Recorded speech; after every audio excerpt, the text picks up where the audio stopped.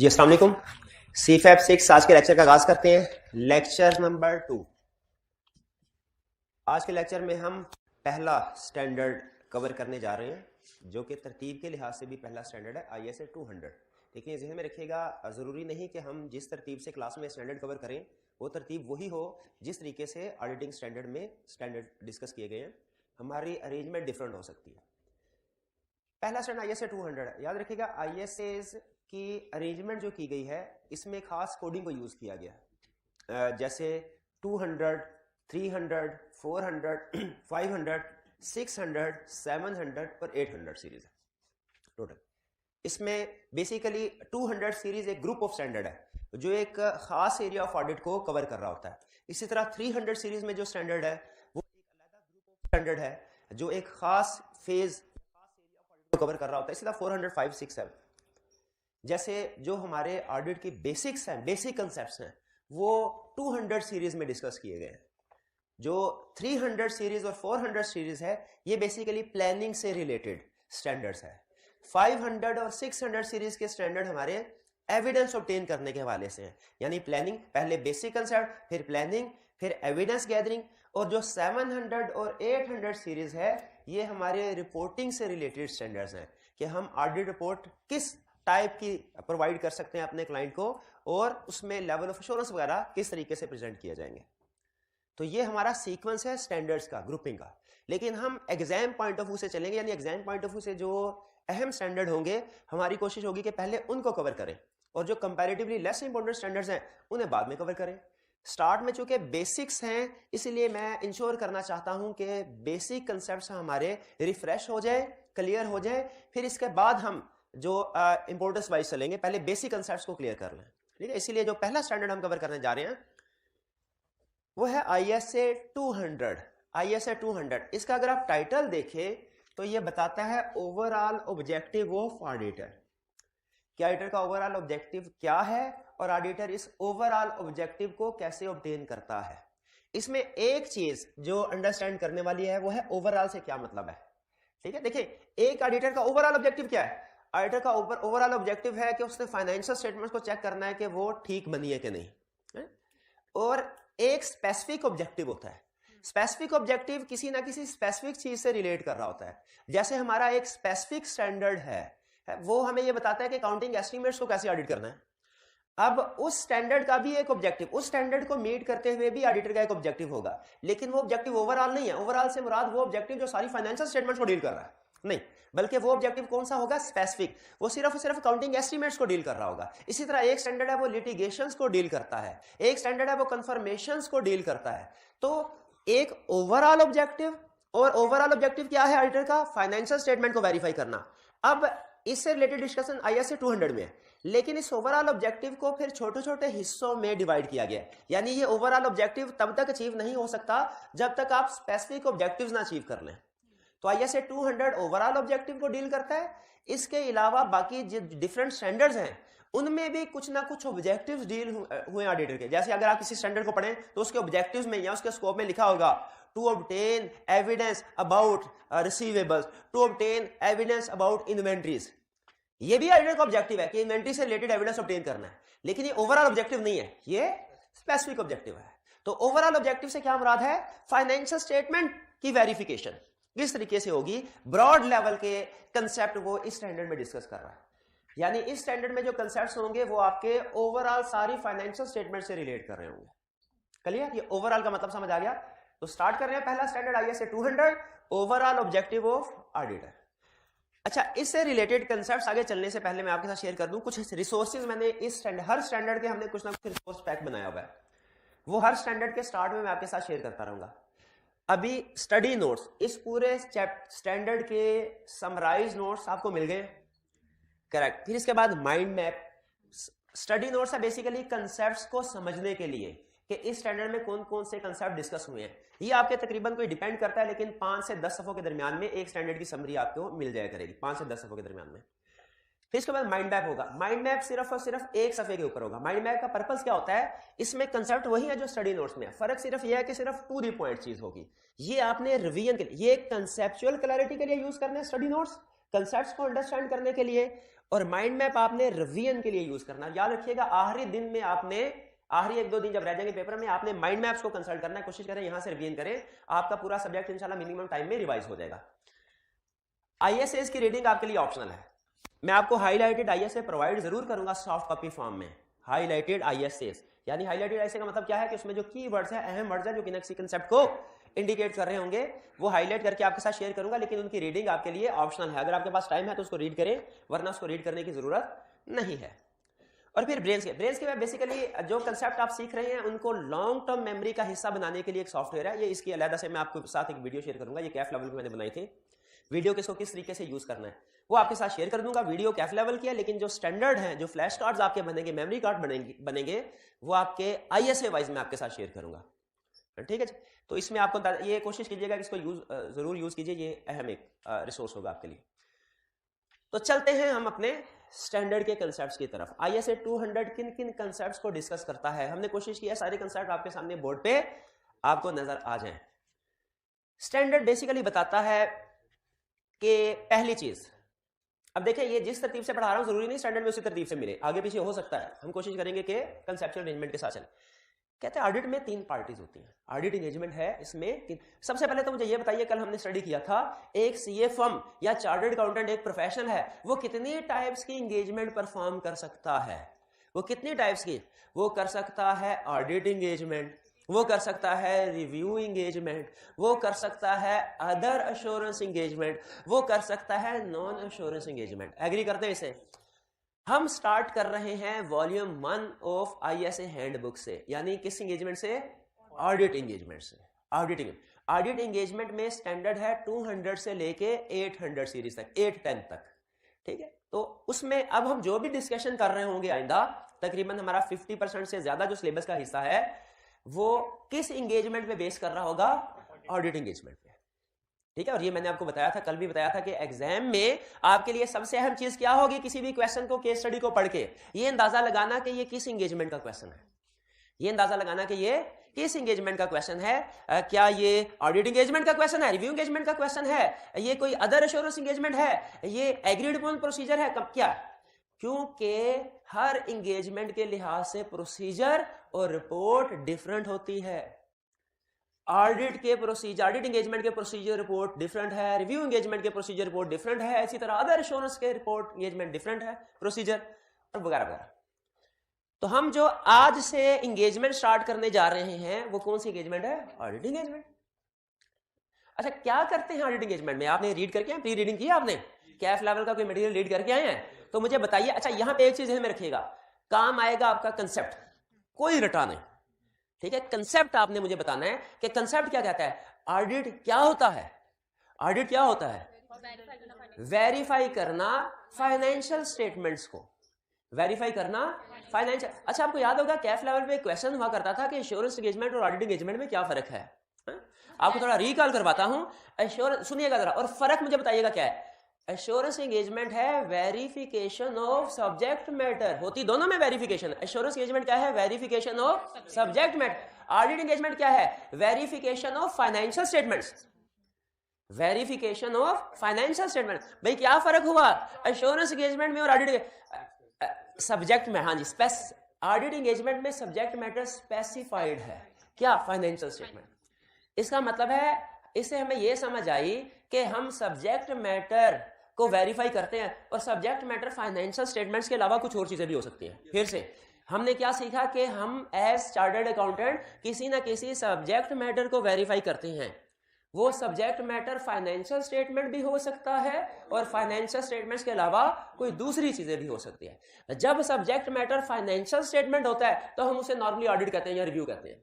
लेकिन याद रखिए, जब सब्जेक्ट मैटर फाइनेंशियल स्टेटमेंट्स के अलावा कोई चीज होगी, ना उसे ऑडिट कहेंगे ना उसे रिव्यू कहेंगे। अब इसके अलावा क्या चीज हो सकती है वो अभी नहीं मैं बता रहा। तो सिंपल, एश्योरेंस एंगेजमेंट और ऑडिट एंगेजमेंट में कोई फर्क पूछे क्या बताएंगे? एश्योरेंस एंगेजमेंट है verification of any subject matter, और ऑडिट एंगेजमेंट क्या है? Verification of financial statements. तो हम स्टार्ट कर रहे हैं ऑडिट एंगेजमेंट से, बाकी की एश्योरेंस एंगेजमेंट भी पढ़ेंगे, देखेंगे कि सब्जेक्ट मैटर फाइनेंशियल स्टेटमेंट्स के अलावा क्या होते हैं, और उसे भी अहम क्वेश्चन कि फाइनेंशियल स्टेटमेंट्स के अलावा अगर सब्जेक्ट मैटर है उन्हें वेरीफाई कैसे किया जाता है, ये बाद में सीखेंगे। इनके ऊपर स्टैंडर्ड्स हैं, अभी क्या सीखने जा रहे हैं? फाइनेंशियल स्टेटमेंट की वेरिफिकेशन, ठीक है, ऑडिट। अच्छा मुझे ये बताइए, एक ऑडिट एंगेजमेंट में कितनी पार्टीज होती हैं? 3 पार्टी। शाबाश। एक ऑडिटर जिसने वेरीफाई करना है फाइनेंशियल स्टेटमेंट्स को, एक मैनेजमेंट जिसने फाइनेंशियल स्टेटमेंट्स प्रिपेयर करनी है, और तीसरी चीज स्टेक होल्डर्स। स्टेक होल्डर्स, अच्छा स्टेक होल्डर की डिफरेंट टाइप्स होती हैं। स्टेक होल्डर की जैसे शेयर होल्डर, क्या शेयर होल्डर के अलावा भी स्टेक होल्डर हो सकते हैं? जरा बताइए कौन कौन हो सकते हैं? हो सकते हैं, सोच के बताइए। बैंक हमें क्यों कहते हैं ऑडिट करके लाओ फाइनेंशियल स्टेटमेंट्स का? लोन देने के लिए। शाबाश। और स्टेक होल्डर कौन हो सकते हैं? शाबाश। Regulatory bodies. रेगुलेटरी बॉडीज क्यों कह सकती हैं कि फाइनेंशियल स्टेटमेंट्स का या किसी चीज का ऑडिट करवा के लाओ? क्यों कह सकती हैं? क्योंकि लीगल रिक्वायरमेंट, उन्होंने देखना होगा कि क्या कंपनी हमारी रिक्वायरमेंट्स की कंप्लायंस कर रही है कि नहीं कर रही, ठीक है। जैसे फॉर एग्जांपल हो सकता है किसी बैंक के केस में स्टेट बैंक ऑफ पाकिस्तान की रिक्वायरमेंट हो कि आपने कैपिटल की रेशियो इतनी मेंटेन करनी है, तो वो ये देखने के लिए कि कोई रेगुलेटरी रिक्वायरमेंट्स की वायलेशन तो नहीं हो रही, रेगुलेटर भी हमसे फाइनेंशियल स्टेटमेंट मांग सकता है। अच्छा, और इसके अलावा क्रेडिटर्स, कोई डोनर वगैरह, एफबीआर, बिल्कुल ये सारे स्टेक होल्डर हैं। तो हमें स्टार्ट में पहला कंसेप्ट यही बता रहा है जो आपने बड़े आराम से बता दिया, बिल्कुल ठीक बताया। क्या कि एक ऑडिट में कितनी पार्टीज इन्वॉल्व हैं? 3 पार्टीज इन्वॉल्व हैं। कौन सी? एक ऑडिटर, एक मैनेजमेंट, एक stakeholder. Stakeholder management कौन है? जो सब्जेक्ट मैटर प्रिपेयर करती है, जो फाइनेंशियल स्टेटमेंट्स प्रिपेयर करती है। और मैनेजमेंट की जिम्मेदारियों में, रिस्पॉन्सिबिलिटीज में फाइनेंशियल स्टेटमेंट्स को प्रिपेयर करना भी शामिल है। और अगर आपको याद हो, इंटरनल कंट्रोल, डिजाइन, इंप्लीमेंट करना भी शामिल है। इंटरनल कंट्रोल, डिजाइन और इंप्लीमेंट करना भी शामिल है। और ऑडिटर को ऑडिट के दौरान में कोई इंफॉर्मेशन चाहिए, वो इंफॉर्मेशन अरेंज करना किसकी जिम्मेदारी है? मैनेजमेंट की। तो मैनेजमेंट की ये रिस्पॉन्सिबिलिटीज है। मैनेजमेंट अपनी रिस्पॉन्स, याद रखिए स्टैंडर्ड में ये लिखा है, मैनेजमेंट अपनी रिस्पॉन्सिबिलिटी पूरी करेगी तो ऑडिटर अपना काम शुरू करेगा। मैनेजमेंट ने अपनी रिस्पॉन्सिबिलिटी पूरी नहीं की ना, ऑडिटर काम कर ही नहीं सकता। स्टैंडर्ड हमें कहता है ऐसे क्लाइंट को एक्सेप्ट ना करना, ऐसे क्लाइंट को जो अपनी रिस्पॉन्सिबिलिटी को पूरा ना करे। एग्रीड? अच्छा, आपको पता चल गया मैनेजमेंट कौन है, आपको पता चल गया उसकी रिस्पॉन्सिबिलिटीज क्या है। स्टैंडर्ड 2 अल्फाज यूज करता है, एक करता है मैनेजमेंट और एक करता है दो शार्विक गवर्नेंस। दो शार्विक, आपने अगर कंपनी लॉ पढ़ा है तो 2 टर्म्स आपने पढ़ी होंगी, एक मैनेजमेंट और एक डायरेक्टर्स। मैनेजमेंट और डायरेक्टर। जिसको लॉ डायरेक्टर्स का नाम देता है उसको हमारे ऑडिटिंग स्टैंडर्ड दो शार्विक गवर्नेंस का नाम देता है। केस स्टडी में, एग्जाम क्वेश्चन में कहीं पे लफ्ज डायरेक्टर लिखा है तो फौरन समझ लीजिए दो शार्विक गवर्नेंस है, और अगर दो शार्विक गवर्नेंस का लफ्ज लिखा नजर आए फौरन समझ लीजिए कौन है? डायरेक्टर। दो शार्विक गवर्नेंस से मुराद डायरेक्टर्स हैं, तो मैनेजमेंट से क्या मुराद है? सीईओ और सीएफओ। सीईओ और सीएफओ। अच्छा, यहां पे बात का स्टूडेंट थोड़ा कंफ्लिक्ट क्रिएट करते कहते हैं सर लॉ में ये लिखा हुआ है कि सीईओ डीम्ड डायरेक्टर होता है, वो लॉ में लिखा है। हमारे ऑडिट में सीईओ कौन है? मैनेजमेंट का हिस्सा है। सबसे ऊपर डायरेक्टर्स, स्ट्रक्चर याद है ना? सबसे ऊपर डायरेक्टर्स, डायरेक्टर से नीचे सीईओ, सीईओ से नीचे डिफरेंट डिपार्टमेंट जिसमें हमारा वास्ता पड़ता है अकाउंटिंग एंड फाइनेंस डिपार्टमेंट से, उसके हेड को कहते हैं सीएफओ। ठीक है, ऊपर डायरेक्टर, नीचे सीईओ और उसके नीचे डिफरेंट डिपार्टमेंटल हेड जिसमें सीएफओ भी शामिल है। तो क्या मैं ये कह सकता हूं कि फाइनेंशियल स्टेटमेंट्स प्रिपेयर करने के लिए जो बड़ी रिस्पॉन्सिबिलिटी है वो सीएफओ और सीईओ की है? सीएफओ डिपार्टमेंटल हेड और सीईओ उसका सीनियर रिस्पॉन्सिबिलिटी। क्लियर? अच्छा, तो अब डायरेक्टर की रिस्पॉन्सिबिलिटी है पूरे बिजनेस को ओवरसी करना। ठीक है, तो क्या डायरेक्टर्स की भी अगर फाइनेंशियल स्टेटमेंट सही नहीं बनती, क्या हम ये कह सकते हैं कि डायरेक्टर भी थोड़ा थोड़ा जिम्मेदार है? बिल्कुल। इसीलिए याद रखें जो रिस्पॉन्सिबिलिटीज हैं वो मैनेजमेंट की हैं और डायरेक्टर्स की। और मैनेजमेंट में कौन लोग शामिल हैं? सीईओ और सीएफओ। और दो शार्विक गवर्नेंस में कौन लोग शामिल हैं? डायरेक्टर्स। क्लियर ये? और रिस्पॉन्सिबिलिटीज क्या है मैनेजमेंट और डायरेक्टर्स की, ये भी क्लियर है। चलिए आगे चलते हैं। अब इसके बाद ऑडिटर, मैनेजमेंट ने अपनी रिस्पॉन्सिबिलिटीज पूरी कर ली। अब अगली पार्टी कौन सी? ऑडिटर ने क्या करना है? वेरीफाई करना है किसको? इनकी बनाई हुई फाइनेंशियल स्टेटमेंट्स को। ठीक है, तो ऑडिटर के ऑब्जेक्टिव क्या है? अच्छा, ओवरऑल ऑब्जेक्टिव सिखा रहे हैं आपको, पता है आईएसए 200 ओवरऑल ऑब्जेक्टिव बताता है। तो ऑडिटर की ओवरऑल ऑब्जेक्टिव या ओवरऑल रिस्पॉन्सिबिलिटी, ओवरऑल मकसद क्या है ऑडिटर का? ऑडिटर का जैसे फर्ज कीजिए आपका ओवरऑल ऑब्जेक्टिव है कोई पेपर पास करना, इस ओवरऑल ऑब्जेक्टिव को पूरा करने के लिए स्पेसिफिक चैप्टर 1 भी करना पड़ेगा, 2 भी, 3 भी, 4 भी, 5 भी, 6 भी, ये स्पेसिफिक ऑब्जेक्टिव है। यहां पे ओवरऑल ऑब्जेक्टिव ऑडिटर का क्या है कि ऑडिटर ने रीजनेबल एश्योरेंस ऑब्टेन करनी है। रीजनेबल एश्योरेंस यानी अपनी मुनासिब हद तक तसल्ली करनी है। क्या तसल्ली करनी है ऑडिटर ने मुनासिब हद तक कि फाइनेंशियल स्टेटमेंट ठीक है कि नहीं, to obtain reasonable assurance whether financial statements are free from material misstatement. Auditor का ओवरऑल ऑब्जेक्टिव क्या है कि फाइनेंशियल स्टेटमेंट को चेक करके उसने रीजनेबल लेवल तक तसल्ली करनी है कि फाइनेंशियल स्टेटमेंट ठीक है, इनमें कोई बड़ी गड़बड़ नहीं है। यह है ओवरऑल ऑब्जेक्टिव ऑडिटर का। क्लियर? फाइनेंशियल ओवरऑल ऑब्जेक्टिव किसके ऊपर फोकस कर रहा है मुझे बताइए? मैनेजमेंट की रिस्पांसिबिलिटी थी फाइनेंशियल स्टेटमेंट भी, मैनेजमेंट की रिस्पांसिबिलिटी थी इंटरनल कंट्रोल की भी। ऑडिटर का ओवरऑल ऑब्जेक्टिव प्राइमरी फोकस किसके ऊपर कर रहा है? प्राइमरी फोकस किसके ऊपर कर रहा है? फाइनेंशियल स्टेटमेंट्स के ऊपर। इसका मतलब है एज ऑडिटर हमारा प्राइमरी फोकस हमने देखना है फाइनेंशियल स्टेटमेंट्स सही है कि नहीं, बाकी मैनेजमेंट एफिशिएंट है कि नहीं देखना चाहिए, नहीं देखना चाहिए। लीगल कंप्लायंस हो रही है कि नहीं देखना चाहिए, मुख्तलिफ किस्म की रिक्वायरमेंट्स कंपनी पे अप्लाई होती है उनको देखना चाहिए नहीं। हाँ, अगर कोई भी चीज हमारे फाइनेंशियल स्टेटमेंट्स को अफेक्ट कर रही हुई फिर हम उसको देखेंगे, वरना हमें मैनेजमेंट की एफिशिएंसी से कोई लेना देना नहीं, वरना मुख्तलिफ किस्म की हजारों किस्म की लीगल रिक्वायरमेंट्स अप्लाई हो रही होती है कंपनी के ऊपर, हमारा उनसे कोई लेना देना नहीं है। हमारा लेना देना किस मुख्तलिफ किस्म की लाइसेंसिंग रिक्वायरमेंट, जब तक वो हमारी फाइनेंशियल स्टेटमेंट्स को जिसका हमने ऑडिट करना है कोई चीज इफेक्ट नहीं करेगी ना, तो हमारे स्कोप में नहीं है। आपसे पूछे ऑडिटर के स्कोप में क्या क्या चीजें शामिल है, आपने कहा ना एक ही चीज तो शामिल है फाइनेंशियल स्टेटमेंट, और हर वो चीज जो फाइनेंशियल स्टेटमेंट को हिट करे वो हमारे स्कोप में आएगी। क्लियर? अच्छा, फिर इसके बाद एक दूसरी बात कर रहा है, दूसरी बात बड़ी इंटरेस्टिंग है। ओवरऑल ऑब्जेक्टिव में जब आप पढ़ेंगे ना तो आपको बताएगा कि एक रिस्पॉन्सिबिलिटी तो ये है कि रीजनेबल एश्योरेंस ऑब्टेन करनी है, और रीजनेबल एश्योरेंस ऑब्टेन करने के बाद रिपोर्ट देनी है। रीजनेबल एश्योरेंस ऑब्टेन की और ऑडिट रिपोर्ट दे दी, ये ओवरऑल ऑब्जेक्टिव। सबसे बड़ा मकसद ऑडिटर का क्या है? रीजनेबल एश्योरेंस ऑब्टेन करना, यानी रीजनेबल एश्योरेंस ऑब्टेन करने का मतलब है वेरिफिकेशन करना। अगर वेरिफिकेशन थोड़ा हाई लेवल पे की जाए इसे कहते हैं रीजनेबल एश्योरेंस, और अगर वेरिफिकेशन मॉडरेट लेवल पे की जाए इसे कहते हैं लिमिटेड एश्योरेंस। तो यहां पे जो वेरिफिकेशन की जा रही है ऑडिट में हाई लेवल पे की जा रही है। ऑडिटर वेरिफिकेशन करेगा और रिपोर्ट इशू करेगा। रिपोर्ट में क्या लिखेगा? फाइनेंशियल स्टेटमेंट ठीक है कि नहीं। अगली बात सुने, वो कहता है इसके अलावा ऑडिटर ने कुछ मैटर्स कम्युनिकेट करने हैं। किसको? Certain internal and external parties को। ये थोड़ा समझ लें, हमारी एडिशनल रिस्पॉन्सिबिलिटी आ गई। सेकेंडरी रिस्पॉन्सिबिलिटी हमारी एज ऑडिटर, प्राइमरी रिस्पॉन्सिबिलिटी क्या है? रीजनेबल एश्योरेंस ऑब्टेन करना। सेकेंडरी रिस्पॉन्सिबिलिटी क्या है? इस रीजनेबल एश्योरेंस को ऑब्टेन करते हुए अगर हमें कुछ सिग्निफिकेंट मैटर्स मिले तो उन सिग्निफिकेंट मैटर्स को कम्युनिकेट करना है हमने कुछ लोगों को। किन लोगों को?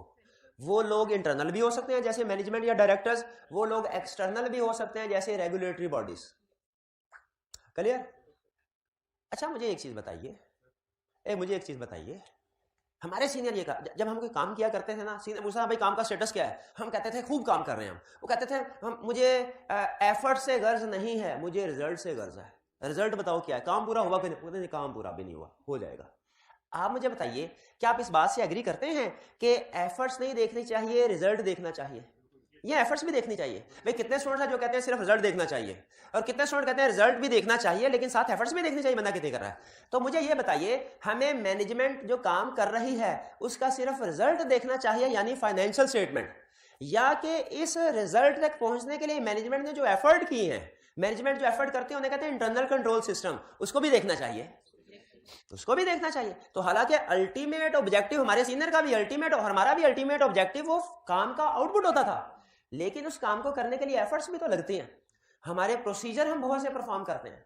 तो उसी तरह हमें ऑडिटिंग स्टैंडर्ड ये कहते हैं, नो डाउट आपकी प्राइमरी रिस्पॉन्सिबिलिटी फाइनेंशियल स्टेटमेंट पे रीजनेबल एश्योरेंस ऑब्टेन करना है, लेकिन इसके साथ ही साथ आपने ये भी देखना है कुछ और चीजों को भी, जैसे मैनेजमेंट अपने पॉलिसी एंड प्रोसीजर जो बना रही है with in the company implement किया हुआ है वो कैसे हैं। अगर उनमें आपको कोई गड़बड़ नजर आए, मैनेजमेंट के डायरेक्टर्स के बनाए हुए प्रोसीजर्स में कोई गड़बड़ नजर आए, तो आप फाइनेंशियल स्टेटमेंट तो कर ही रहे हैं चेक, क्या उन दूसरी चीजों को भी जो मैनेजमेंट के इंटरनल कंट्रोल सिस्टम का हिस्सा है हमें आइडेंटिफाई करना चाहिए कि नहीं? ये बेसिक क्वेश्चन है मेरा आपके साथ, बताइए करना चाहिए कि नहीं?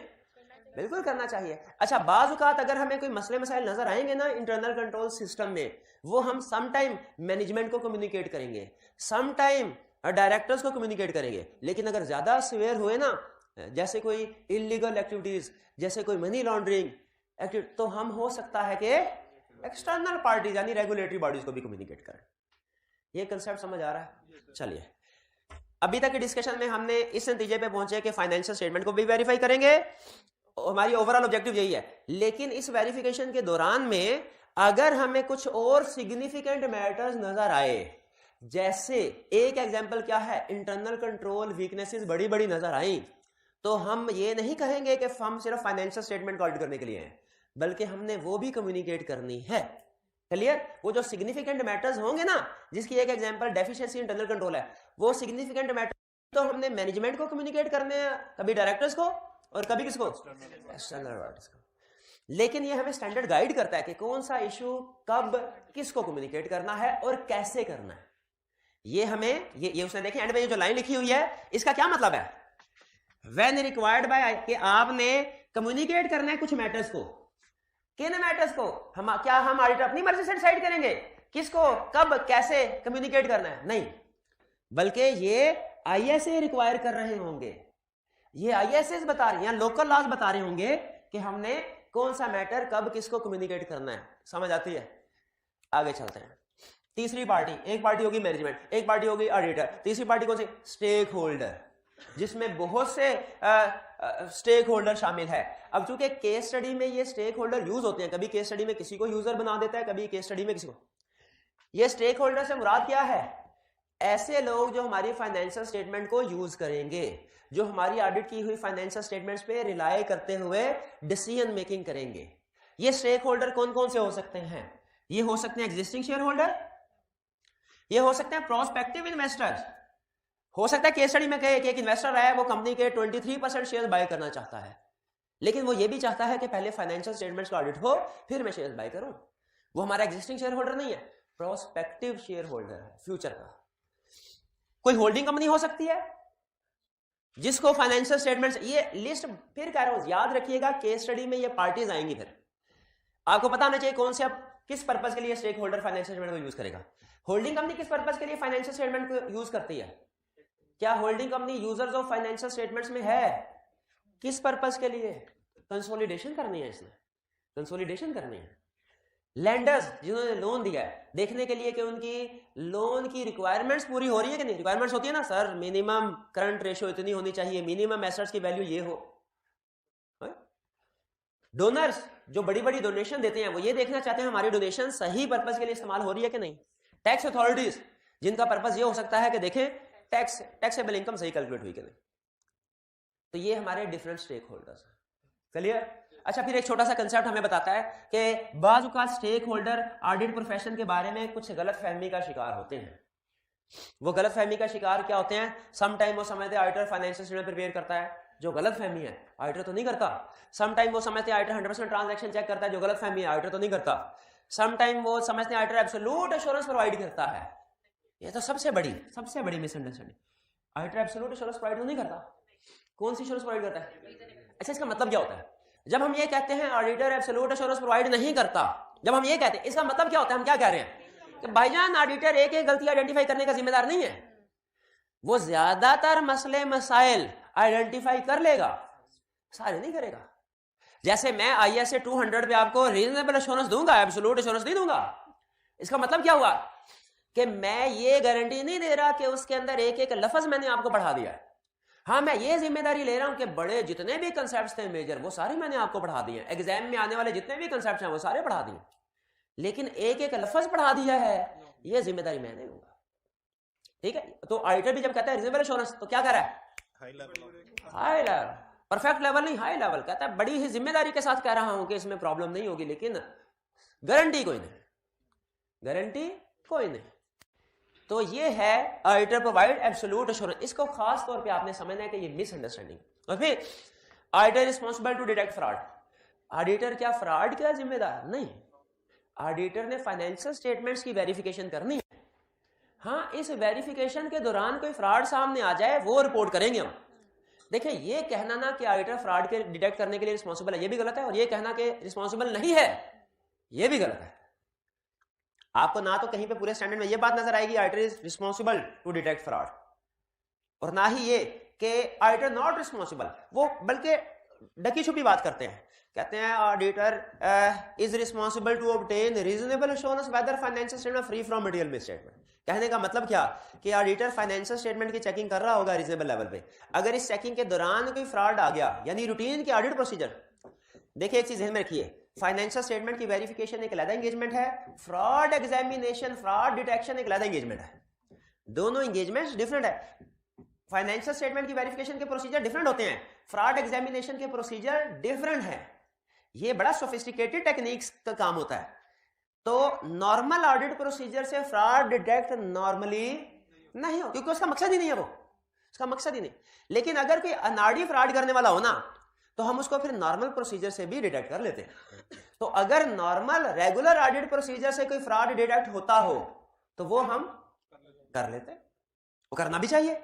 लेकिन अगर नॉर्मल ऑडिट प्रोसीजर कोई फ्रॉड डिटेक्ट नहीं होता, उसके लिए हम जिम्मेदार नहीं है। तो ये ज़हन में रखिएगा आइंदा कि हम, ये भी गलत है कि हम फ्रॉड डिटेक्ट करने के लिए रिस्पॉन्सिबल हैं, और ये भी गलत है कि नहीं है। हम किस चीज के रिस्पॉन्सिबल हैं?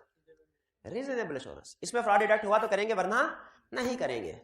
जी, ये क्लियर हो गया। ये तो जरा क्विक रिवीजन करते हैं इस वाले हिस्से की, इस वाले टॉपिक की। एक ऑडिट में कितनी पार्टीज इन्वॉल्व हैं? 3 पार्टीज। कौन कौन सी? Auditor, management, stakeholder. जरा मुझे बताइए, ऑडिटर की ओवरऑल रिस्पॉन्सिबिलिटी क्या है? रीजनेबल एश्योरेंस ऑब्टेन करना। क्या ओवरऑल रिस्पॉन्सिबिलिटी के अलावा भी कोई रिस्पॉन्सिबिलिटी है क्या? रिपोर्ट करना तो ओवरऑल रिस्पॉन्सिबिलिटी में आ गया ना।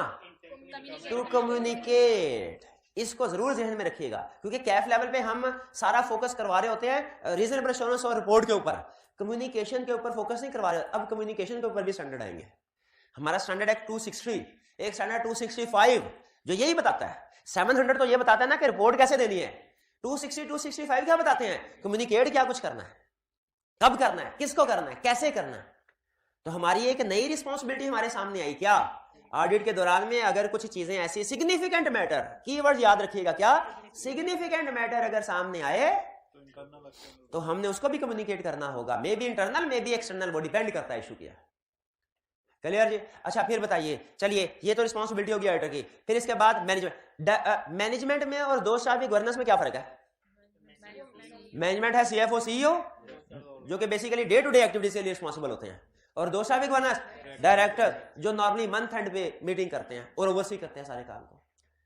स्टेक होल्डर तीसरी पार्टी है। स्टेक होल्डर में इंपॉर्टेंट स्टेक होल्डर कौन कौन से हैं? शेयर होल्डर्स, ये तो सबको पता है, और prospective investor, holding company, regulators, donors, tax authorities. Clear जी? चलिए, ये हमारा कंसेप्ट हो गया क्लियर। अब आगे चलते हैं। जो आईएसए 200 में सबसे अहम कंसेप्ट डिस्कस किया है ना, अब हम उसकी तरफ चलते हैं। तैयार है? चलिए, फ्रेमवर्क। हमने वेरिफिकेशन करनी है किस चीज की? शाबाश, फाइनेंशियल स्टेटमेंट्स की। फाइनेंशियल स्टेटमेंट बनाने के लिए दुनिया में डिफरेंट रूल्स हैं। फाइनेंशियल स्टेटमेंट्स बनाने के जो रूल्स होते हैं ना, रूल्स, उन्हें कहते हैं फ्रेमवर्क। फ्रेमवर्क या क्राइटेरिया, जनरल फ्रेमवर्क। तो हम अब ये सीखने जा रहे हैं कि दुनिया में कितनी टाइप्स के फ्रेमवर्क है, या यूं कह लीजिए कि दुनिया में कितनी तरह की फाइनेंशियल स्टेटमेंट बन सकती है, क्योंकि फ्रेमवर्क के मुताबिक ही फाइनेंशियल स्टेटमेंट्स बनती हैं। क्लियर? अच्छा, अब सुनिए जरा। फ्रेमवर्क की 4 बड़ी टाइप्स हैं।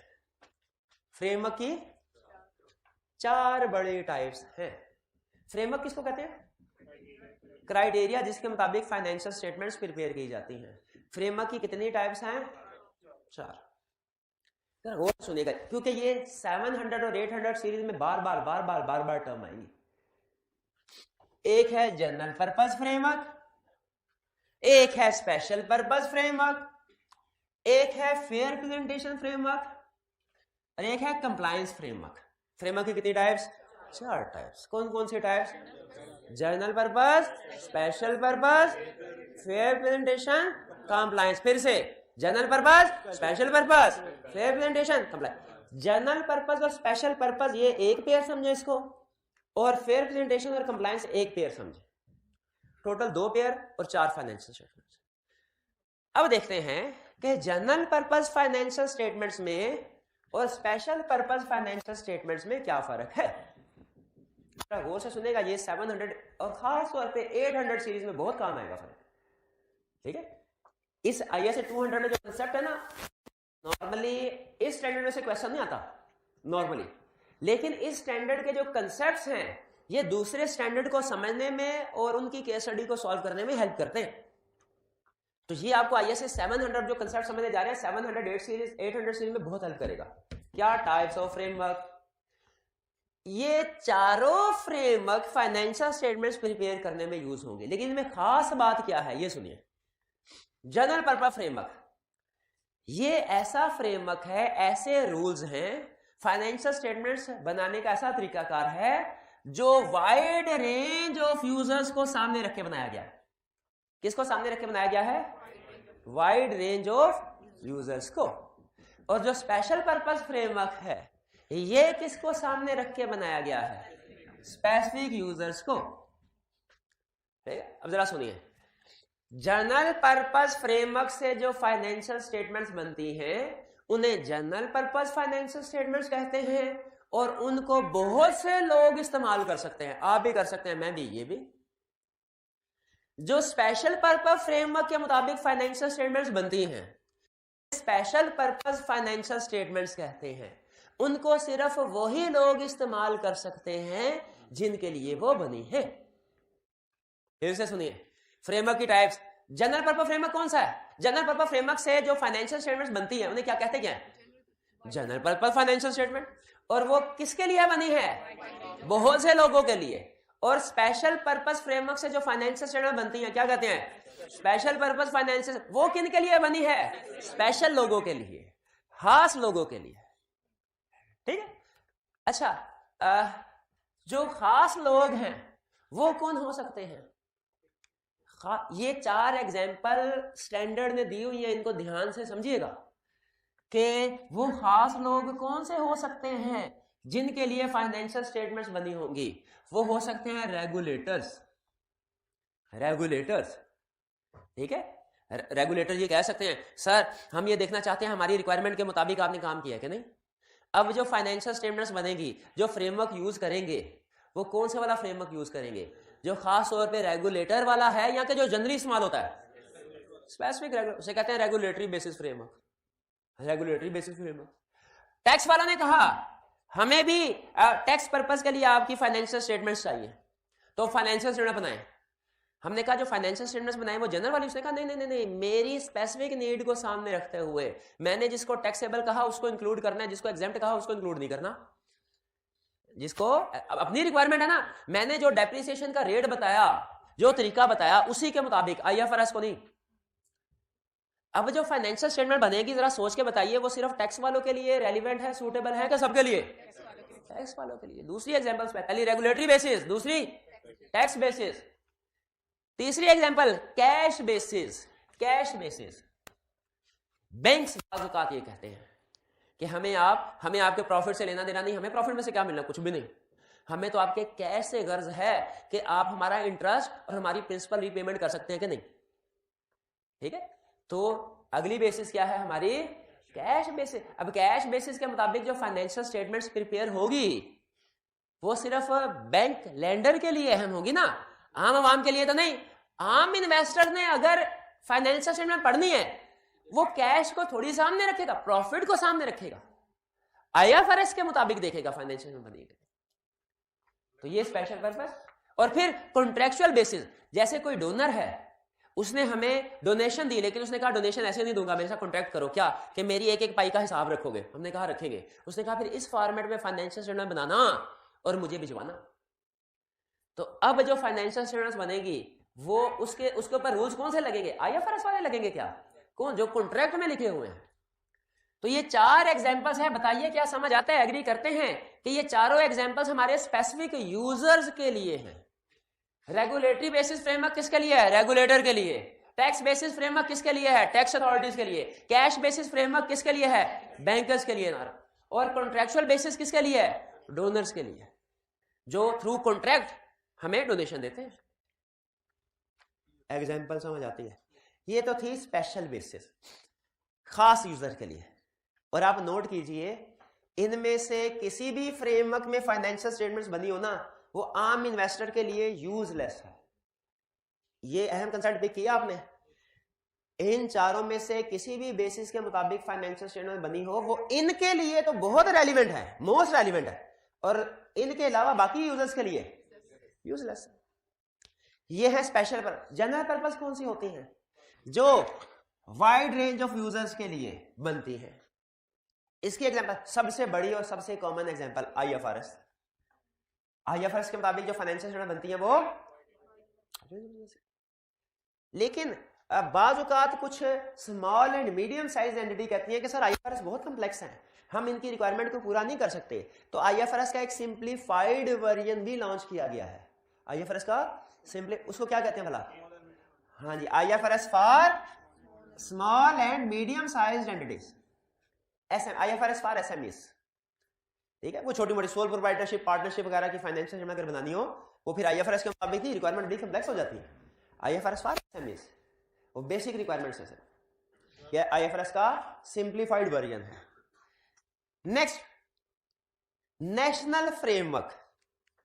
आईएफआरएस हैं जो इंटरनेशनल लेवल पे अप्रूव है, लेकिन आईएफआरएस का ये मतलब नहीं कि दुनिया का हर मुल्क आईएफआरएस को फॉलो कर रहा है। दुनिया की कुछ बड़ी बड़ी इकोनॉमीज आईएफआरएस को फॉलो नहीं कर रही, उनके अपने रूल्स हैं। जैसे क्लासिक एग्जांपल इसकी यूएस गैप। यूएसए में आईएफआरएस को फॉलो नहीं किया जाता। किसको फॉलो किया जाता है? वहां पे उनके अपने रूल्स हैं जिन्हें कहते हैं generally accepted accounting principle GAAP. जो generally accepted accounting principle USA में, उनको यूएस गैप कहते हैं। जो किसी और कंट्री में होंगे, उस कंट्री का नाम लग के गैप आ जाएंगे। ठीक है?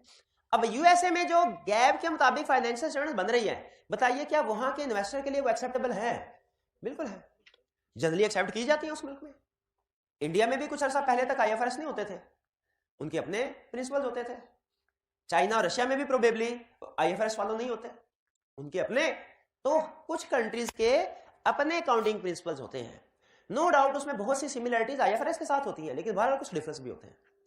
तो ये भी जनरली एक्सेप्टेड, ये जो जनरल पर्पस फ्रेमवर्क की एग्जांपल है, नेशनल फ्रेमवर्क, जो किसी कंट्री में नेशनल लेवल पे अप्लाई होते हैं।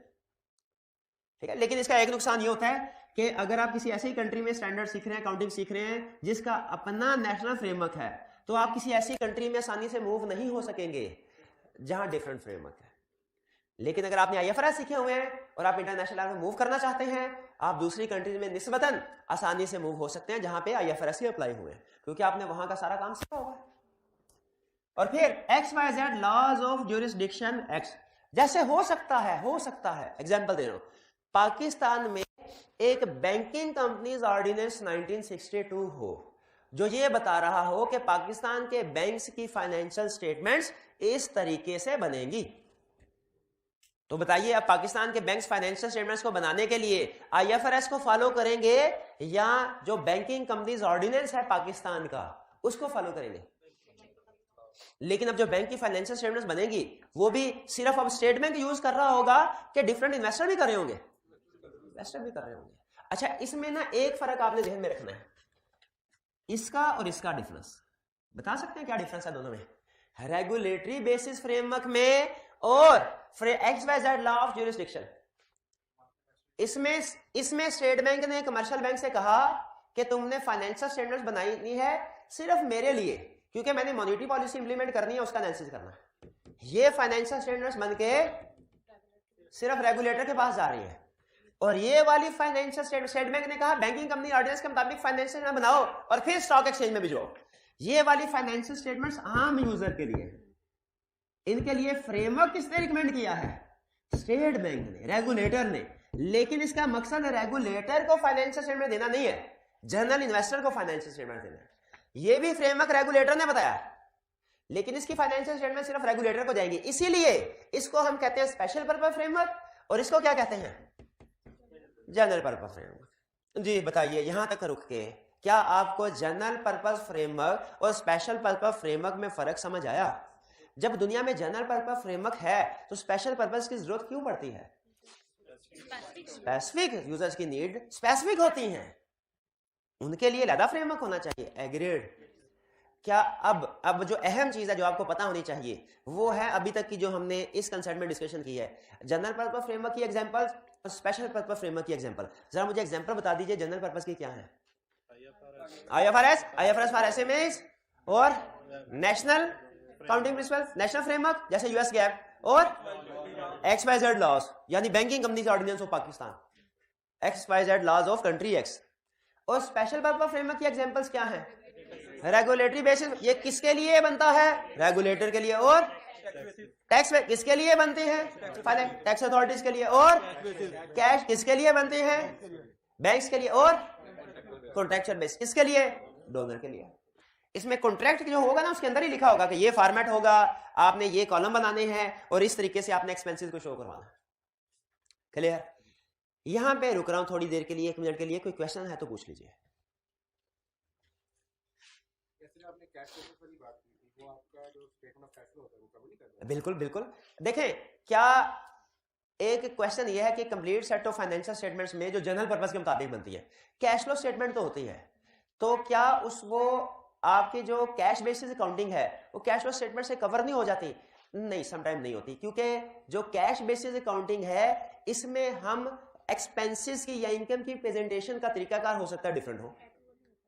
ठीक है, इसमें भी यूं समझ लीजिए ये इनकम स्टेटमेंट है, कैश की बजाय मोर लाइक इनकम स्टेटमेंट। देखिए, इनकम स्टेटमेंट में जितनी लाइन आइटम्स होती हैं, क्या कैश फ्लो स्टेटमेंट में उतनी लाइन आइटम्स होती हैं? नहीं होते। लेकिन अगर आप ये चाहते हैं कि जब आप कैश बेसिस अकाउंटिंग के मुताबिक फाइनेंशियल स्टेटमेंट बनाएंगे ना, तो आपकी उतनी ही लाइन आइटम्स आएंगी जितनी इनकम स्टेटमेंट में होती है। फर्क सिर्फ यह है कि उनकी रिकॉर्डिंग किसके मुताबिक होगी? कैश के मुताबिक। क्लियर? वरना जो डायरेक्ट मेथड है ना कैश फ्लो स्टेटमेंट का, वो काफी हद तक वो उस कैश बेसिस की नीड्स को पूरा करता है, लेकिन सारी नीड्स को नहीं। यहां तक क्लियर? अब सुनिए दो बड़ी ही काम की बातें। पहली बात, अगर तो आपने अकाउंटिंग में पढ़ा होगा कि फाइनेंशियल स्टेटमेंट्स के अंदर बेसिस ऑफ अकाउंटिंग को डिस्क्लोज करते हैं, ये पढ़ा हुआ है? करते हैं कि नहीं करते? आपको वो लाइन याद है जो आप लिखते हैं? These financial statements have been prepared in accordance with international financial reporting standard, कुछ हिस्सा की बात करते हैं। ठीक है, क्लियर? स्टैंडर्ड ये कहता है, बड़ी लॉजिकल रिक्वायरमेंट है। अगर तो आपका फ्रेमवर्क IFRS है तो आपने सिर्फ इतना लिखना है फाइनेंशियल स्टेटमेंट IFRS के मुताबिक बनती है। लेकिन अगर आपका फ्रेमवर्क IFRS के अलावा कोई और है, IFRS के अलावा कोई और है, तो आपने बताना है। जैसे यहां पे हमने ये पढ़ा कि national framework for example US gap, आपने नोट किया कि इसमें हम फ्रेमवर्क बताने के साथ साथ उस कंट्री को भी रेफर कर रहे हैं। और यहां पे नोट किया आपने कि यहां पे हम फ्रेमवर्क बताने के साथ साथ उस कंट्री को भी, ज्यूरिसडिक्शन एक्ट का मतलब होता है कंट्री को भी रेफर। तो वो कह रहे हैं अगर फ्रेमवर्क IFRS है, अगर आपका फ्रेमवर्क IFRS है तो कोई बात नहीं, अगर अदर देन IFRS है तो आपने ज्यूरिसडिक्शन यानी उस कंट्री का नाम भी शामिल करना होगा। जब कभी आप कहेंगे कि जनरली एक्सेप्टेड अकाउंटिंग प्रिंसिपल, तो साथ में कंट्री नेम मेंशन करना होगा कि किस कंट्री के हैं। अच्छा, IFRS के साथ नहीं मेंशन करना, क्यों? वो तो इंटरनेशनल है, वो तो इंटरनेशनल है। क्लियर जी? एग्री करते हैं इस बात से? आगे चलते हैं।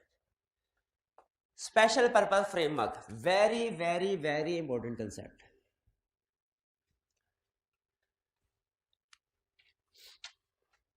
स्पेशल पर्पस फ्रेमवर्क के मुताबिक जो फाइनेंशियल स्टेटमेंट्स बनती हैं वो स्पेसिफिक यूजर्स के लिए है। कोई दूसरे यूजर्स उनको इस्तेमाल कर सकते हैं, और अगर गलती से इस्तेमाल कर बैठे तो उन्हें नुकसान होने का खतरा है, क्योंकि उनके पर्पस के लिए बने नहीं। क्या मैनेजमेंट को अपनी फाइनेंशियल स्टेटमेंट्स में ये क्लियरली लिख देना चाहिए कि बेसिस ऑफ अकाउंटिंग कौन सी है? ठीक है? क्या एज ऑडिटर जब हम स्पेशल पर्पस फाइनेंशियल स्टेटमेंट्स को वेरीफाई कर रहे हो, हमें अपनी ऑडिट रिपोर्ट में भी मेंशन कर देना चाहिए क्या कि ये ऑडिट रिपोर्ट सिर्फ उस बंदे के लिए है जिसके लिए फाइनेंशियल स्टेटमेंट्स है, बाकियों के लिए नहीं।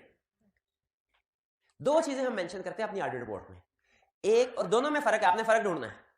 एक, हम ये मेंशन करते हैं कि हमने ये जो रिपोर्ट दे रहे हैं ना, ये स्पेशल पर्पस फ्रेमवर्क के मुताबिक बनी हुई फाइनेंशियल स्टेटमेंट्स की है, और दूसरा कि इस रिपोर्ट को स्पेसिफिक यूजर ही यूज करे और कोई ना करे।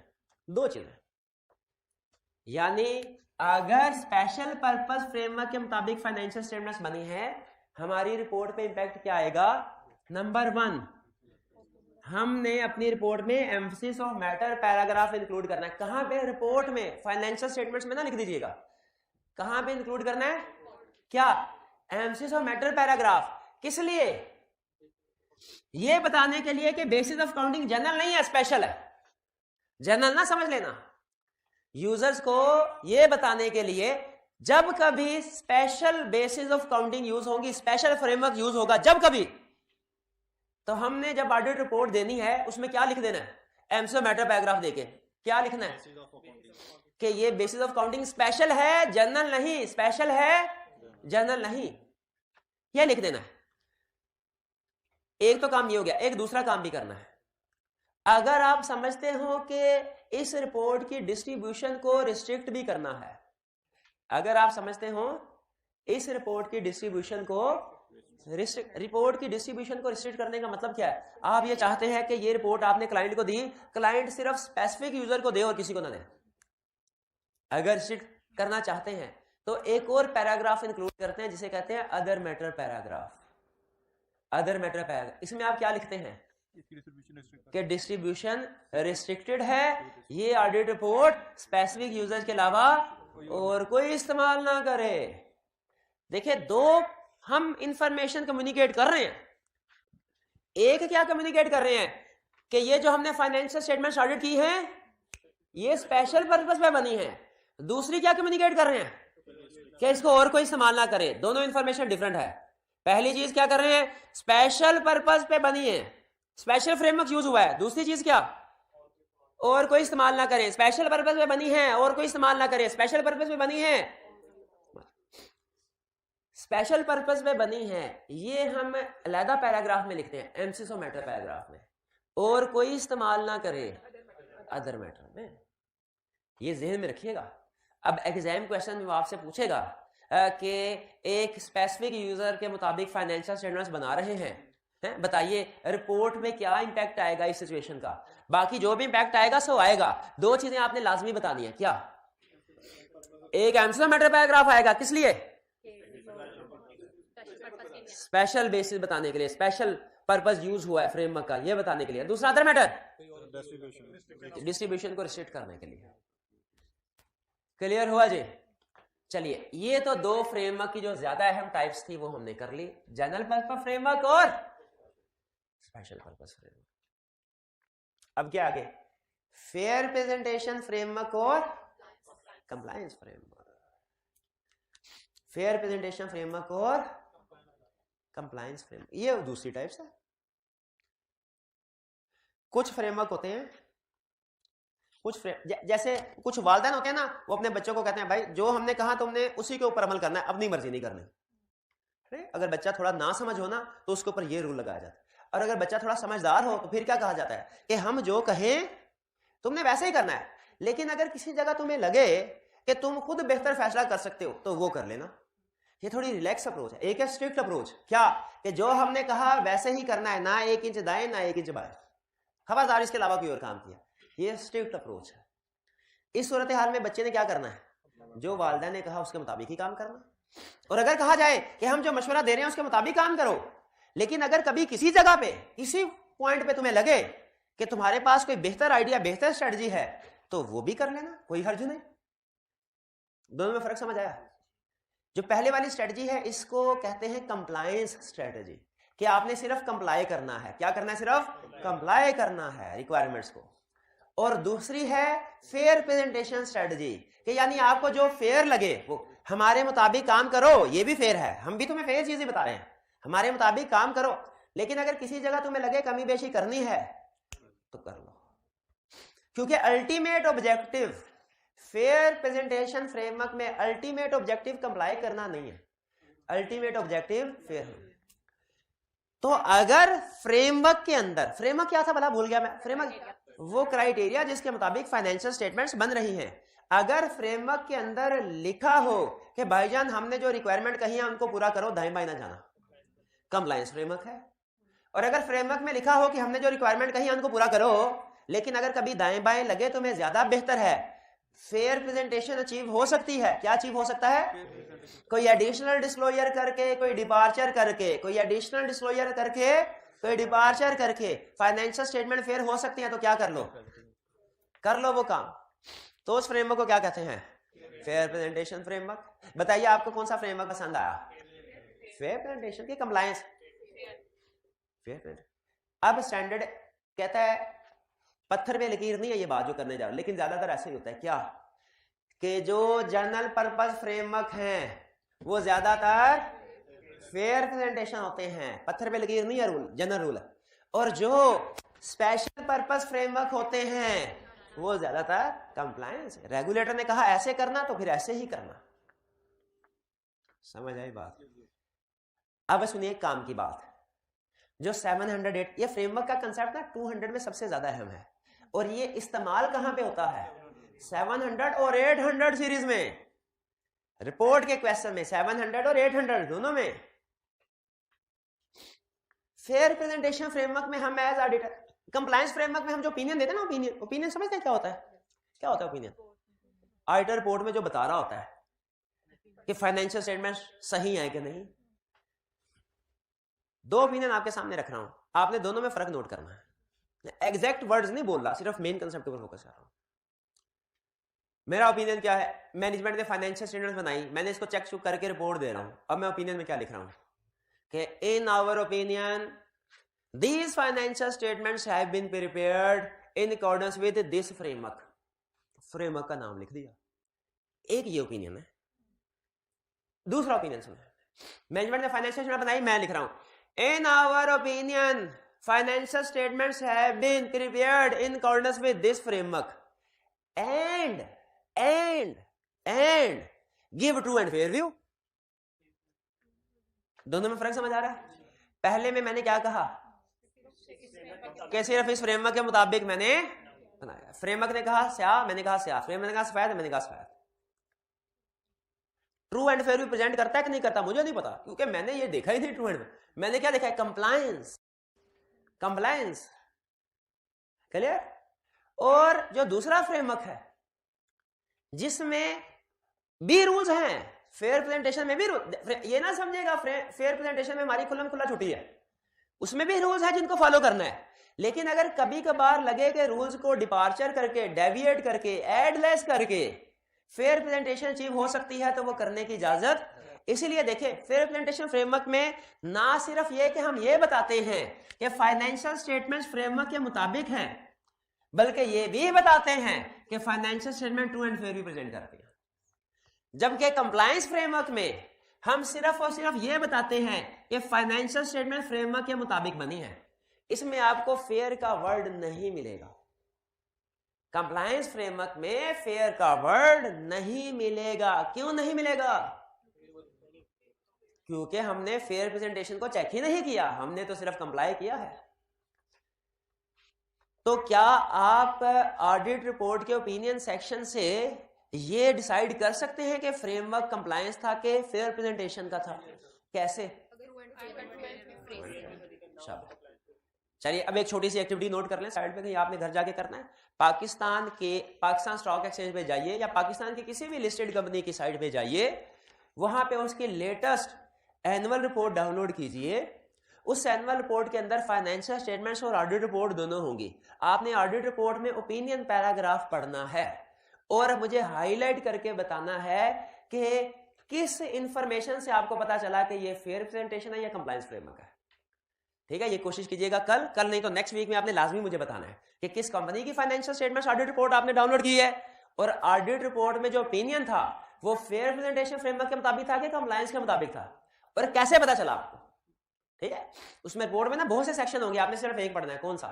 ओपिनियन। ये एक्टिविटी मुझे आपने बताना, याद करवाना, मैं चेक करूंगा। ये भैया क्लियर? अच्छा, दो फ्रेजेस हैं, दोनों का मतलब एक ही होता है। फेयर प्रेजेंटेशन में दो फ्रेजेस यूज किए जाते हैं। एक ये फाइनेंशियल में give true and fair in accordance with framework, और दूसरा financial presented Fairlie in all material respect in accordance with framework. इसमें इन अकॉर्डेंस विद फ्रेमवर्क, दोनों में तकरीबन सेम वर्डिंग, इसमें भी कह रहे हैं इन अकॉर्डेंस विद फ्रेमवर्क, इसमें भी इन अकॉर्डेंस विद फ्रेमवर्क, इसमें भी फेयर का वर्ड यूज आ रहा है, इसमें भी फेयर। फर्क सिर्फ इतना है कि इसमें ट्रू एंड फेयर कह रहा है और इसमें प्रेजेंटेड फेयरली कह रहा है। ये सेम है, दोनों में से जो सा मर्जी यूज कर ले।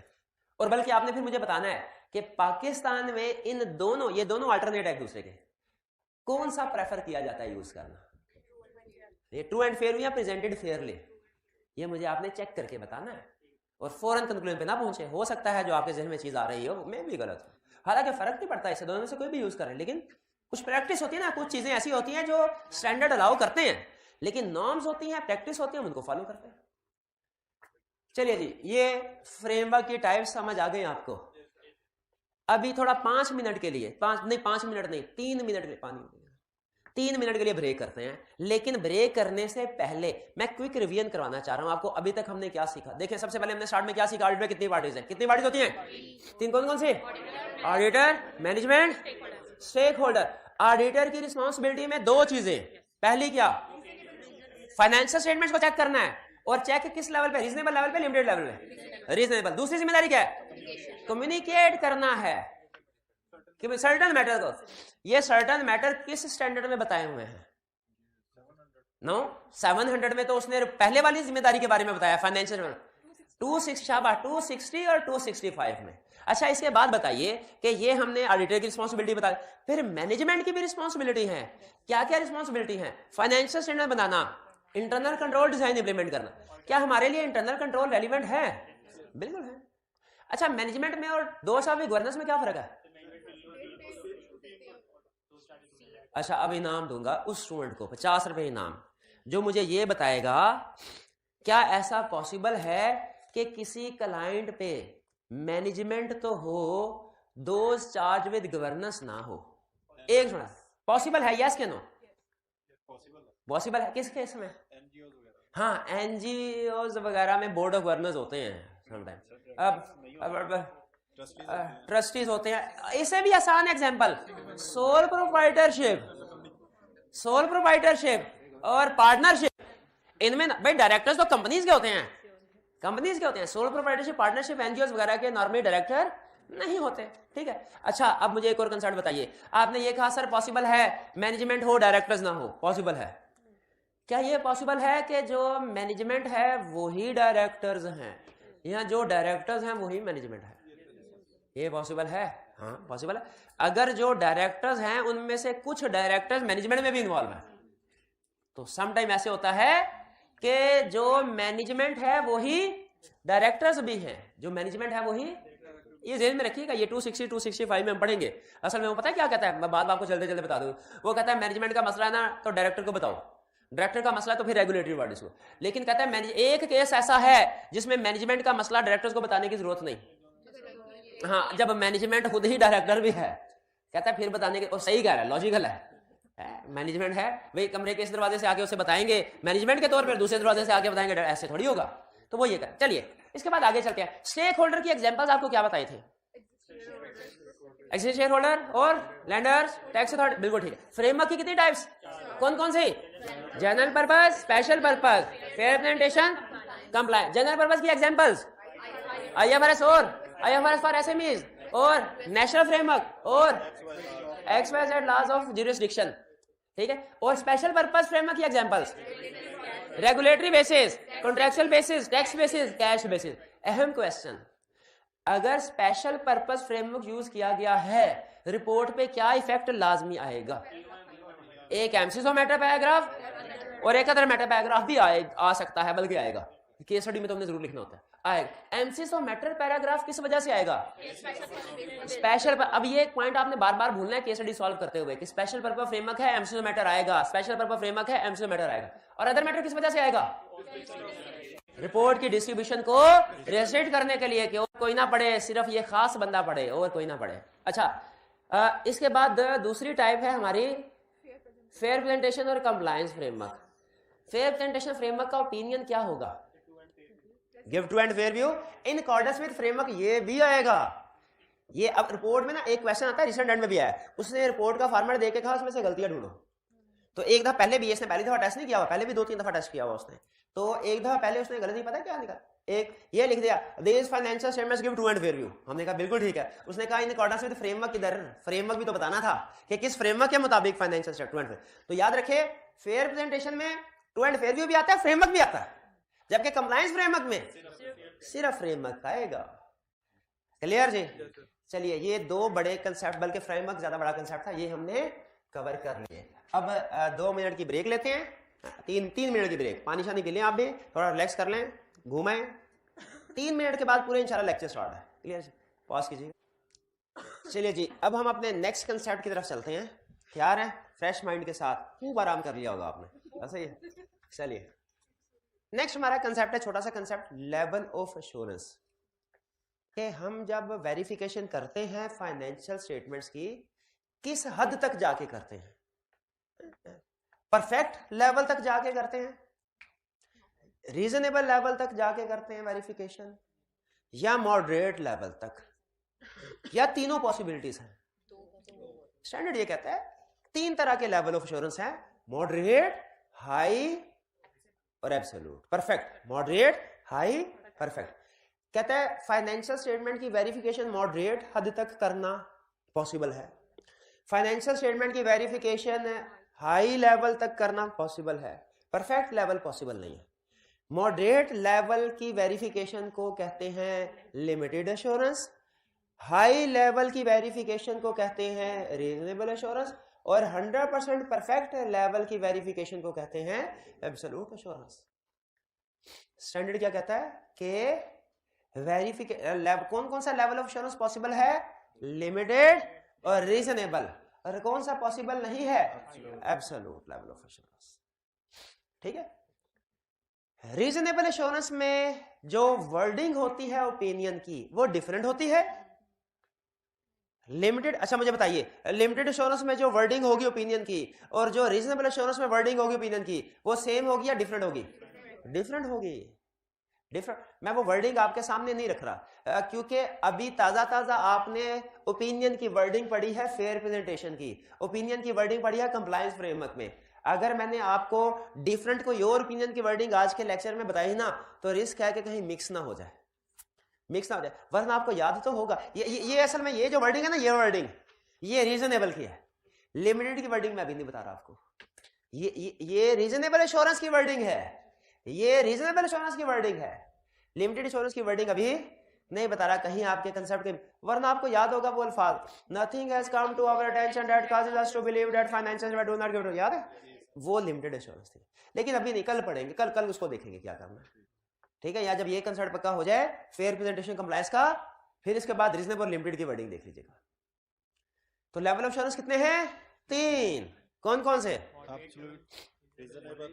मॉडरेट, जिसको लिमिटेड एश्योरेंस भी कहते हैं, और हम आइंदा लिमिटेड एश्योरेंस कहेंगे, रीजनेबल, हाई जिसको रीजनेबल एश्योरेंस, आइंदा रीजनेबल एश्योरेंस कहेंगे। अच्छा बताइए, लिमिटेड एश्योरेंस और रीजनेबल एश्योरेंस का ओपिनियन की वर्डिंग सेम होगी क्या डिफरेंट? अच्छा बताइए, रीजनेबल एश्योरेंस और एब्सोल्यूट एश्योरेंस के ओपिनियन की वर्डिंग सेम होगी क्या डिफरेंट? हाँ, ये पिक करवाना चाह रहा था। एब्सोल्यूट एश्योरेंस तो हम प्रोवाइड करते ही नहीं है, अगर कभी करते होते शायद उस वर्डिंग डिफरेंट होती, लेकिन नहीं करते। क्यों नहीं करते? क्योंकि एब्सोल्यूट एश्योरेंस का मतलब है 100% वेरिफिकेशन, हम 100% वेरिफिकेशन को कर ही नहीं सकते। क्यों नहीं कर सकते? स्टैंडर्ड ने इसकी कुछ रीजंस बताई हैं, मैं उनमें से अहम रीजंस आपके साथ डिस्कस करना चाहता हूं। किस चीज की रीजंस बताई हैं कि एब्सोल्यूट एश्योरेंस क्यों नहीं प्रोवाइड की जा सकती? हाँ जी, इसमें वो ये कहता है कि जैसे नेचर ऑफ फाइनेंशियल स्टेटमेंट ऐसे हैं कि उसमें एस्टिमेट्स जजमेंट्स इन्वॉल्व होती हैं, नेचर ऑफ ऑडिट प्रोसीजर ऐसे हैं कि ऑडिटर को बात कंप्लीट इन्फॉर्मेशन नहीं मिलती, लीगल पावर नहीं है, फ्रॉड वगैरह होते हैं जो कि नॉर्मल ऑडिट प्रोसीजर से डिटेक्ट नहीं हो पाते, टाइम एंड कॉस्ट लिमिटेशन होती है। अच्छा, अब जो अहम है ना आगे हमारे CFAP लेवल के पॉइंट ऑफ व्यू से अहम, क्योंकि ये तो आप कैफ लेवल पे भी पढ़ लेते थे, ये तो आपको याद आ गई होगी, पढ़ते लिमिटेशन पढ़ते। अब कहता है कुछ ऐसे मैटर्स होते हैं जो कि डिफिकल्ट, खसूसी तौर पे डिफिकल्ट है, इनको खास तौर पे आपने टिक करके याद करना है। Transaction with related parties, non compliance with laws and regulation, going concern issues. अगर इन एरियाज में या इन रीजंस की वजह से मिस स्टेटमेंट होना, वो ऑडिटर के लिए डिटेक्ट करना बहुत मुश्किल होता है। बता सकते हैं क्यों? कॉम्प्लेक्स नहीं, कॉमन रीजन इन सब में क्या है? तीनों में transaction with related party, non compliance with laws and regulation, going concern issues. जी हाँ, मैनेजमेंट इनमें इन्वॉल्व होती है और मैनेजमेंट जानबूझ के इन इश्यूज को छुपाने की कोशिश करती है, तो इनको ढूंढना ऑडिटर के लिए खास तौर पे चैलेंजिंग है। अब आगे चल के हमारा एक क्वेश्चन आएगा रिस्क असेसमेंट का, उसमें ये तीनों पॉइंट जिस केस स्टडी में आ जाएं आपने आंखें बंद करके कहना इसमें रिस्क है। कौन से तीनों points? Transaction with related parties, non compliance with laws and regulation और गोइंग कंसर्न इश्यूज। क्लियर? ये हमारे लिए एक नया कंसेप्ट था, इसको जरूर पिक करना है, बाकी की रूटीन की इन्विटेशन है, क्योंकि मैं फोकस करवा रहा हूं आपको एग्जाम लेवल के ऊपर, एग्जाम स्टाइल में। तो जो एग्जाम स्टाइल से चीजें ज्यादा अहम नहीं है और जो ऑलरेडी पढ़ी हुई हैं वो मैं ब्रीफली डिस्कस कर रहा हूं। ऐसे ही होना चाहिए ना, ऐसे होना चाहिए ना, अहम एरियाज के ऊपर फोकस करें, जो नए एरियाज हैं उनके ऊपर फोकस करें, जो पुराने एरियाज हैं उनको भी पढ़ाना जरूर है लेकिन ब्रीफली चलेगा ऐसे। शाबाश। चलिए, लेवल ऑफ एश्योरेंस तो हमने पढ़ लिया है, limited assurance, reasonable assurance, absolute assurance, और हमने पढ़ लिया एब्सोल्यूट एश्योरेंस क्यों नहीं प्रोवाइड की जा सकती, ये कर सकते हैं ये। अच्छा, जरा एक सवाल का जवाब दीजिए, कैफ लेवल पे अक्सर स्टूडेंट को मिसअंडरस्टैंडिंग होती है। कंसेप्ट मैं आपके सामने रख रहा हूं, आपने मुझे बताना है ये कंसेप्ट सही है कि गलत है। कंसेप्ट क्या है? सर हमने एंगेजमेंट शुरू की, अगर तो हमें जो जो चीजें हम कहें इंफॉर्मेशन एविडेंस मिलता रहे तो हम रीजनेबल एश्योरेंस देंगे, अगर हमें एविडेंस पूरा नहीं मिल सका तो हम जो एंड में रिपोर्ट देंगे वो लिमिटेड एश्योरेंस के साथ देंगे। ये कंसेप्ट सही है कि गलत है? गलत है। पहली गलती इसमें ये कि आपने लेवल ऑफ एश्योरेंस कौन सा देना है, रीजनेबल के लिमिटेड, ये स्टार्ट में ही एग्री होता है, एंड पे एग्री नहीं, एंड पे डिसाइड नहीं होता, स्टार्ट में एग्री होता है, एंड पे नहीं। और दूसरा, अगर रीजनेबल एश्योरेंस ऑब्टेन कर रहे हैं, एग्री हुआ और हमें एविडेंस नहीं मिला तो हमने इसको लिमिटेड में नहीं बदलना, बल्कि रीजनेबल के अंदर रहते हुए कहना स्कोप लिमिटेशन है, रीजनेबल के अंदर रहते हुए कहना है स्कोप। ये बात समझ आई? हम कहेंगे एश्योरेंस रीजनेबल देंगे भाई, एश्योरेंस, लेकिन उसमें कहेंगे स्कोप लिमिटेशन है, ये चीज हमें नहीं मिली। तो ये याद रखिएगा, स्टार्ट में एग्री होता है ऑडिटर क्लाइंट कि कौन सा लेवल ऑफ एश्योरेंस प्रोवाइड करना। क्लियर जी? आगे चलते हैं।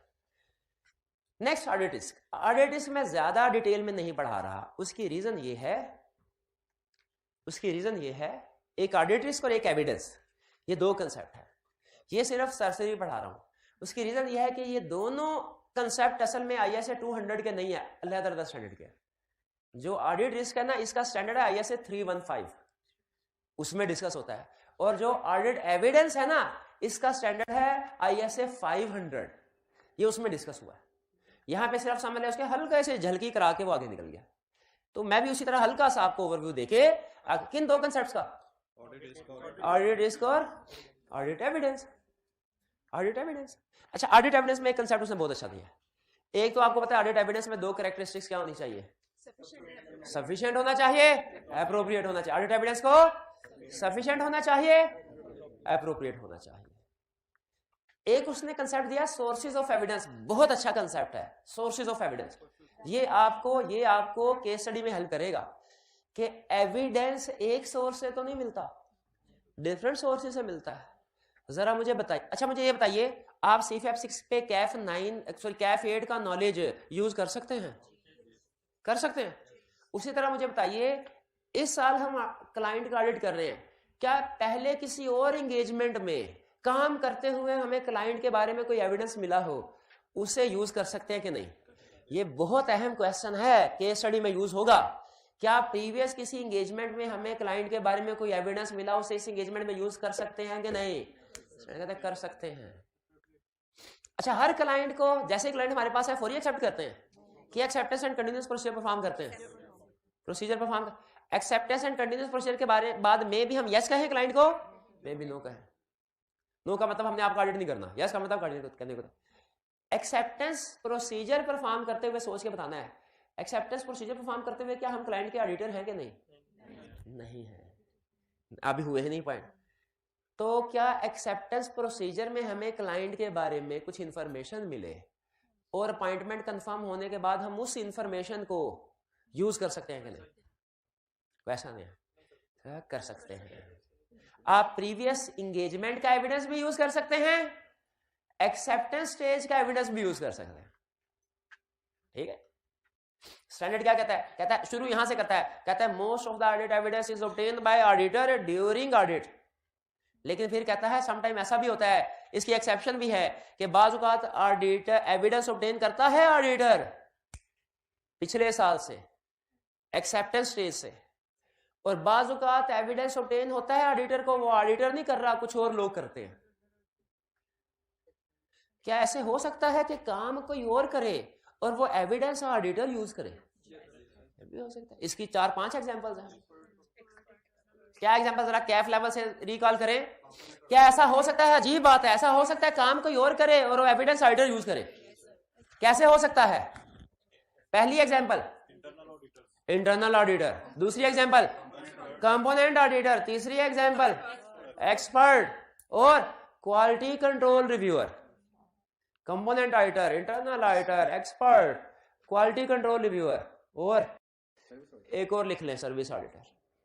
नहीं, ये कभी बाद में बताएंगे सर्विस ऑडिटर क्या है। ठीक है, सर्विस ऑडिटर। तो ये एविडेंस का कंसेप्ट है, ये अच्छा कंसेप्ट था। क्या कंसेप्ट था इसमें? अच्छा कि normally evidence is obtain bye auditor during audit, लेकिन बाज़ औक़ात एविडेंस ऑडिटर के अलावा कुछ और प्रोफेशनल भी ऑब्टेन करते हैं उसके बिहाफ पे। ये और बाज़ औक़ात ऑडिटर ही एविडेंस ऑब्टेन करा, लेकिन ऑडिट में नहीं, एक्सेप्टेंस स्टेज में या प्रीवियस किसी उसको यूज करने की इजाजत है हमें, ये ध्यान में रखिएगा। ये तो हो गया एविडेंस वाला कंसेप्ट। फिर है रिस्क वाला कंसेप्ट। रिस्क वाला कंसेप्ट एक होता है प्रोसीजर बेस्ड ऑडिट, एक होता है risk based audit. Procedure based audit क्या होता है? हर एरिया पे, हर क्लाइंट पे, हर एरिया पे एक जैसे प्रोसीजर। ये है प्रोसीजर, पहले होता था, अब नहीं होता। अब होता है रिस्क बेस्ड ऑडिट। कहता है ऑडिट प्रोसीजर परफॉर्म करने से पहले हर एरिया की रिस्क असेसमेंट करो, जिसमें रिस्क ज्यादा वहां पे प्रोसीजर ज्यादा, जिसमें रिस्क कम उसमें प्रोसीजर कम। अब ये जब हम रिस्क असेसमेंट कर रहे होते हैं ना, इसमें वो हमें सिखाता है कि रिस्क की डिफरेंट टाइप्स है। रिस्क क्या होता है? कुछ गलत होना, ये चांस के कुछ गलत हो जाए। और गलत क्या हो जाए? फाइनेंशियल स्टेटमेंट ही गलत होंगी, और क्या हमारा रिस्क है? हमने इन्वेस्टमेंट थोड़ी की है। तो रिस्क बेस्ड अप्रोच क्या कहती है? ऑडिटर को पहले क्या करना चाहिए? प्रोसीजर परफॉर्म करने चाहिए कि रिस्क असेस करना चाहिए। फिर इसे बताइए रिस्क बेस्ड अप्रोच क्या कहती है? क्या ऑडिटर को पहले वेरिफिकेशन के लिए प्रोसीजर परफॉर्म करने चाहिए कि पहले रिस्क असेस करना चाहिए? रिस्क असेस करना चाहिए। और ये रिस्क की अब हमें टाइप्स बता रहा है। मैं सिर्फ टाइप्स का नाम आपके सामने रख रहा हूं, डिटेल नहीं बता रहा, सिर्फ रिकॉल करने के लिए। क्योंकि डिटेल हमने कहां सीखनी है? किस स्टैंडर्ड में? अभी बताया किस स्टैंडर्ड में? ISA 315 में। और एविडेंस के बारे में 500 में। शाबाश, ये आप ना स्टैंडर्ड लिखे, नाम लिखा करें, इसको आपने प्रैक्टिस करनी है। Audit risk. ऑडिट रिस्क क्या है? कि risk of miss statement after audit. Audit हो गया, उसके बाद भी मिस स्टेटमेंट है फाइनेंशियल स्टेटमेंट में, है ना खतरे वाली बात। तो इस रिस्क को कि ऑडिट होने के बाद भी फाइनेंशियल स्टेटमेंट्स में कुछ ना कुछ मिस स्टेटमेंट रह जाएं, इसे क्या कहते हैं? इसकी दो बड़ी टाइप्स हैं ऑडिट रिस्क की। एक, अच्छा फोकस कीजिए जरा, risk of miss statement after audit, ये किसके बराबर है? दो रिस्क के। अब सुनिए पहले कंसेप्ट। अगर फाइनेंशियल स्टेटमेंट रिस्क क्या है कि अगर फाइनेंशियल स्टेटमेंट में मिस स्टेटमेंट हो प्रायर टू ऑडिट, ऑडिट से पहले, उसे कहते हैं risk of material miss statement. Audit से पहले फाइनेंशियल स्टेटमेंट में मिस स्टेटमेंट थे, ऑडिटर ने प्रोसीजर परफॉर्म किए लेकिन मिस स्टेटमेंट डिटेक्ट नहीं कर सका। डिटेक्शन रिस्क क्या है? ऑडिटर मिस स्टेटमेंट डिटेक्ट नहीं कर सका। Risk of material miss statement क्या है? ऑडिट होने से पहले मिस स्टेटमेंट थी फाइनेंशियल स्टेटमेंट में। डिटेक्शन रिस्क क्या है? ऑडिटर उस मिस स्टेटमेंट को डिटेक्ट नहीं कर सका। जब दोनों मिल गए तो क्या बना? Audit risk. यानी फाइनेंशियल स्टेटमेंट में मिस स्टेटमेंट है ऑडिट होने के बाद भी। बात समझ आया? इन दोनों का लिंक समझ आया? अगर फाइनेंशियल स्टेटमेंट्स में ऑडिट होने से पहले मिस स्टेटमेंट हो, क्या कहते हैं? Risk of material miss statement. और ऑडिटर मिस स्टेटमेंट को डिटेक्ट ना कर सके, इसे क्या कहते हैं? Detection risk. और अगर पहले मिस स्टेटमेंट थी, ऑडिटर डिटेक्ट नहीं कर सका, तो क्या होगा? Audit risk. यानी ऑडिट होने के बाद भी फाइनेंशियल स्टेटमेंट्स में मिस स्टेटमेंट रह जाएंगी। तो हम यूं कहते हैं कि ऑडिट रिस्क दो चीजों से मिलकर बनता है, risk of material miss statement और डिटेक्शन रिस्क। क्लियर? एक स्टूडेंट कहने लगा सर डिटेक्शन रिस्क और ऑडिट रिस्क एक ही चीज है। क्या एक ही चीज है? डिटेक्शन रिस्क है कि ऑडिटर प्रोसीजर में स्टेटमेंट डिटेक्ट नहीं कर पाए, और ऑडिट रिस्क है कि फाइनेंशियल स्टेटमेंट में मिस स्टेटमेंट होना ऑडिट के बाद। आप यूं कह सकते हैं कि ऑडिट रिस्क की एक रीजन है डिटेक्शन रिस्क, और दूसरी रीजन क्या है? दोनों चीजें से मिलके ऑडिट रिस्क बनता है। अब आगे फर्दर एक्सप्लेनेशन है कि risk of material miss statement दो तरह का होता है, एक फाइनेंशियल स्टेटमेंट लेवल पे, एक असर्शन लेवल। याद आया? Financial statement level, assertion level. एक एरिया पे इफेक्ट आ रहा है किसी का, असर्शन लेवल। मल्टीपल एरियाज पे इफेक्ट आ रहा है, financial statement level. Risk at assertion level की फर्दर दो types, inherent risk, control risk. Inherent risk, control risk.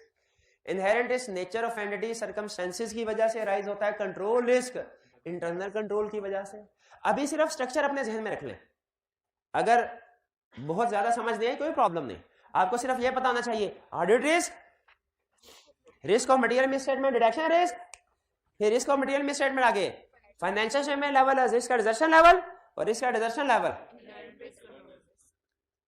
अच्छा बताइए, पहले रिस्क असेसमेंट करते हैं या पहले एविडेंस ऑब्टेन करेंगे? रिस्क असेसमेंट फिर evidence. Clear? Audit risk is equal to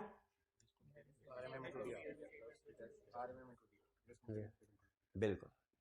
आगे चलते हैं, नेक्स्ट लास्ट कंसेप्ट आज का last concept, key requirements for performing an audit. एक ऑडिट परफॉर्म करना है आपने, इसके लिए मोस्ट इंपोर्टेंट चीजें क्या होना जरूरी है? वो कहता है प्रोफेशनल जजमेंट होना जरूरी है। प्रोफेशनल जजमेंट क्या होती है?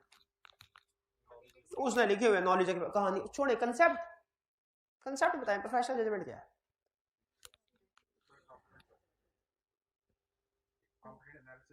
कॉम्पिटेंट एनालिसिस करना किसी चीज का, और कॉम्पिटेंट एनालिसिस करने के बाद ऑडिटर क्या फैसला करता है कि मुझे इस सिचुएशन में क्या प्रोसीजर परफॉर्म करने चाहिए। देखिए स्टैंडर्ड की एक लिमिटेशन है, स्टैंडर्ड खुद मानता है।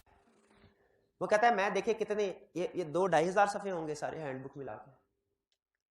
इन 2-2,500 सफ़ों में दुनिया में हजारों कंपनीज हैं, लाखों कंपनीज हैं पूरी दुनिया में। इन कंपनीज के ऑडिट होते हैं, हजारों ऑडिटर ऑडिट करते हैं।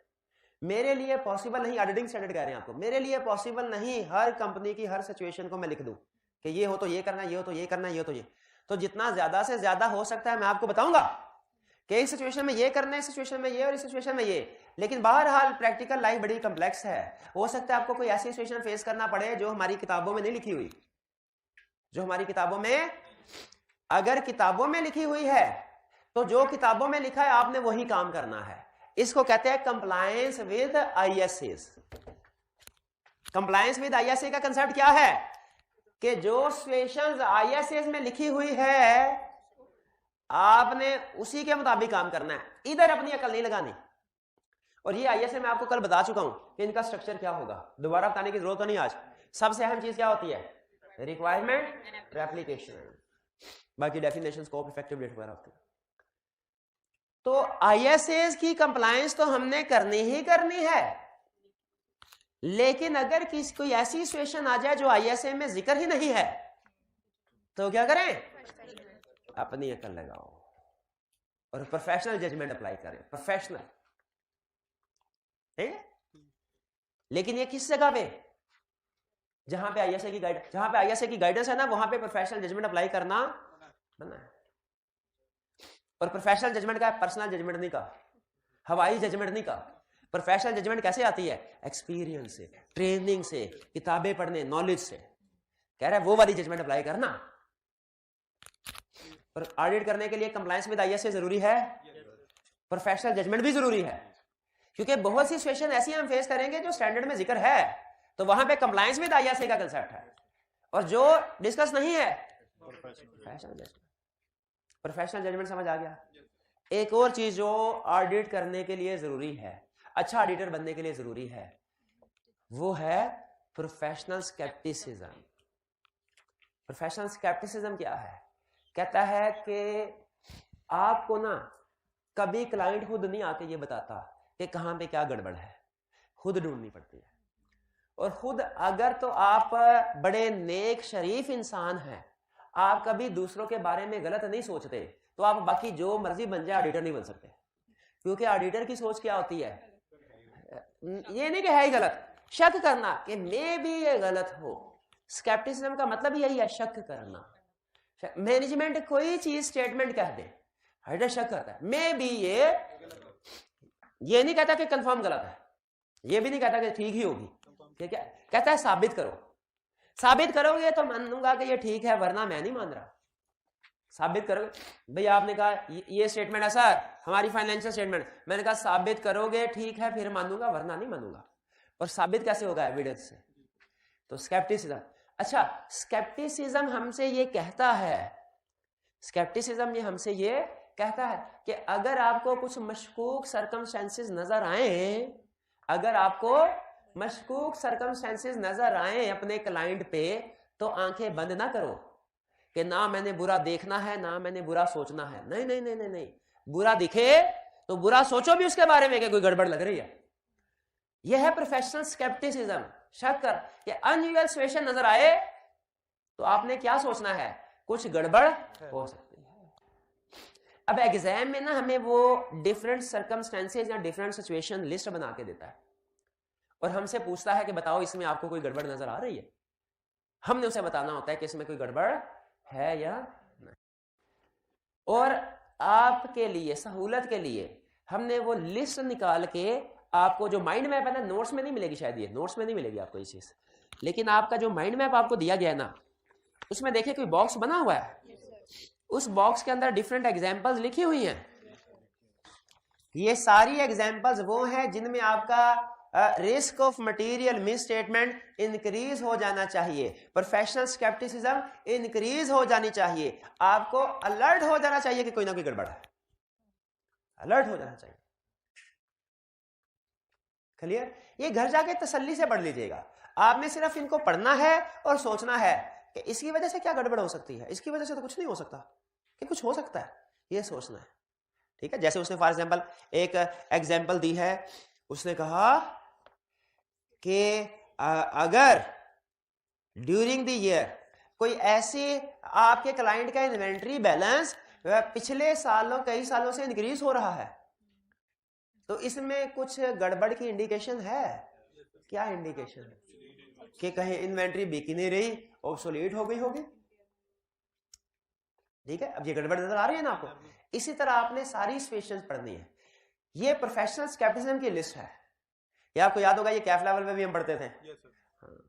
तो वही लिस्ट आ गई, लेकिन सीफैप में मजीद चीजें भी आएंगी, कैफ वाली चीजें भी आएंगी और मजीद चीजें भी आएंगी। ठीक, क्लियर? ये आगे चलते हैं। हमने पढ़ लिया प्रोफेशनल जजमेंट, हमने पढ़ लिया स्केप्टिसिज्म। स्केप्टिसिज्म क्या है? वो कहता है अलर्ट रहना कि कुछ ऐसी कंडीशन या सिचुएशन आपके सामने आ सकती हैं। अगर कोई ऐसी कंडीशन, ऐसी सिचुएशन आपके सामने आए जिससे इंडिकेट कर रहा हो कि कोई ना कोई मिस स्टेटमेंट है, तो आपने क्या हो जाना है? अलर्ट। क्या हो जाना है? अलर्ट। क्या हो जाना है? अलर्ट। क्या हो जाना है? कब? कब? जब आपके सामने कोई ऐसी सिचुएशन आए जो मिस स्टेटमेंट को इंडिकेट कर रही हो। और वो कौन सी सिचुएशन है जो मिस स्टेटमेंट को इंडिकेट करती है? ये लिस्ट। यानी ये कह रहे हैं आपके सामने इस लिस्ट में से किसी केस स्टडी में कोई भी आइटम आ जाए, आपने अलर्ट हो जाना है। क्या समझाना चाह रहा है आपको? क्या एग्जाम के किसी भी क्वेश्चन, किसी भी केस स्टडी में इसमें से कोई लिस्ट आ जाए, इस लिस्ट में से कोई आइटम आ जाए किसी भी केस स्टडी में, आपने क्या हो जाना है?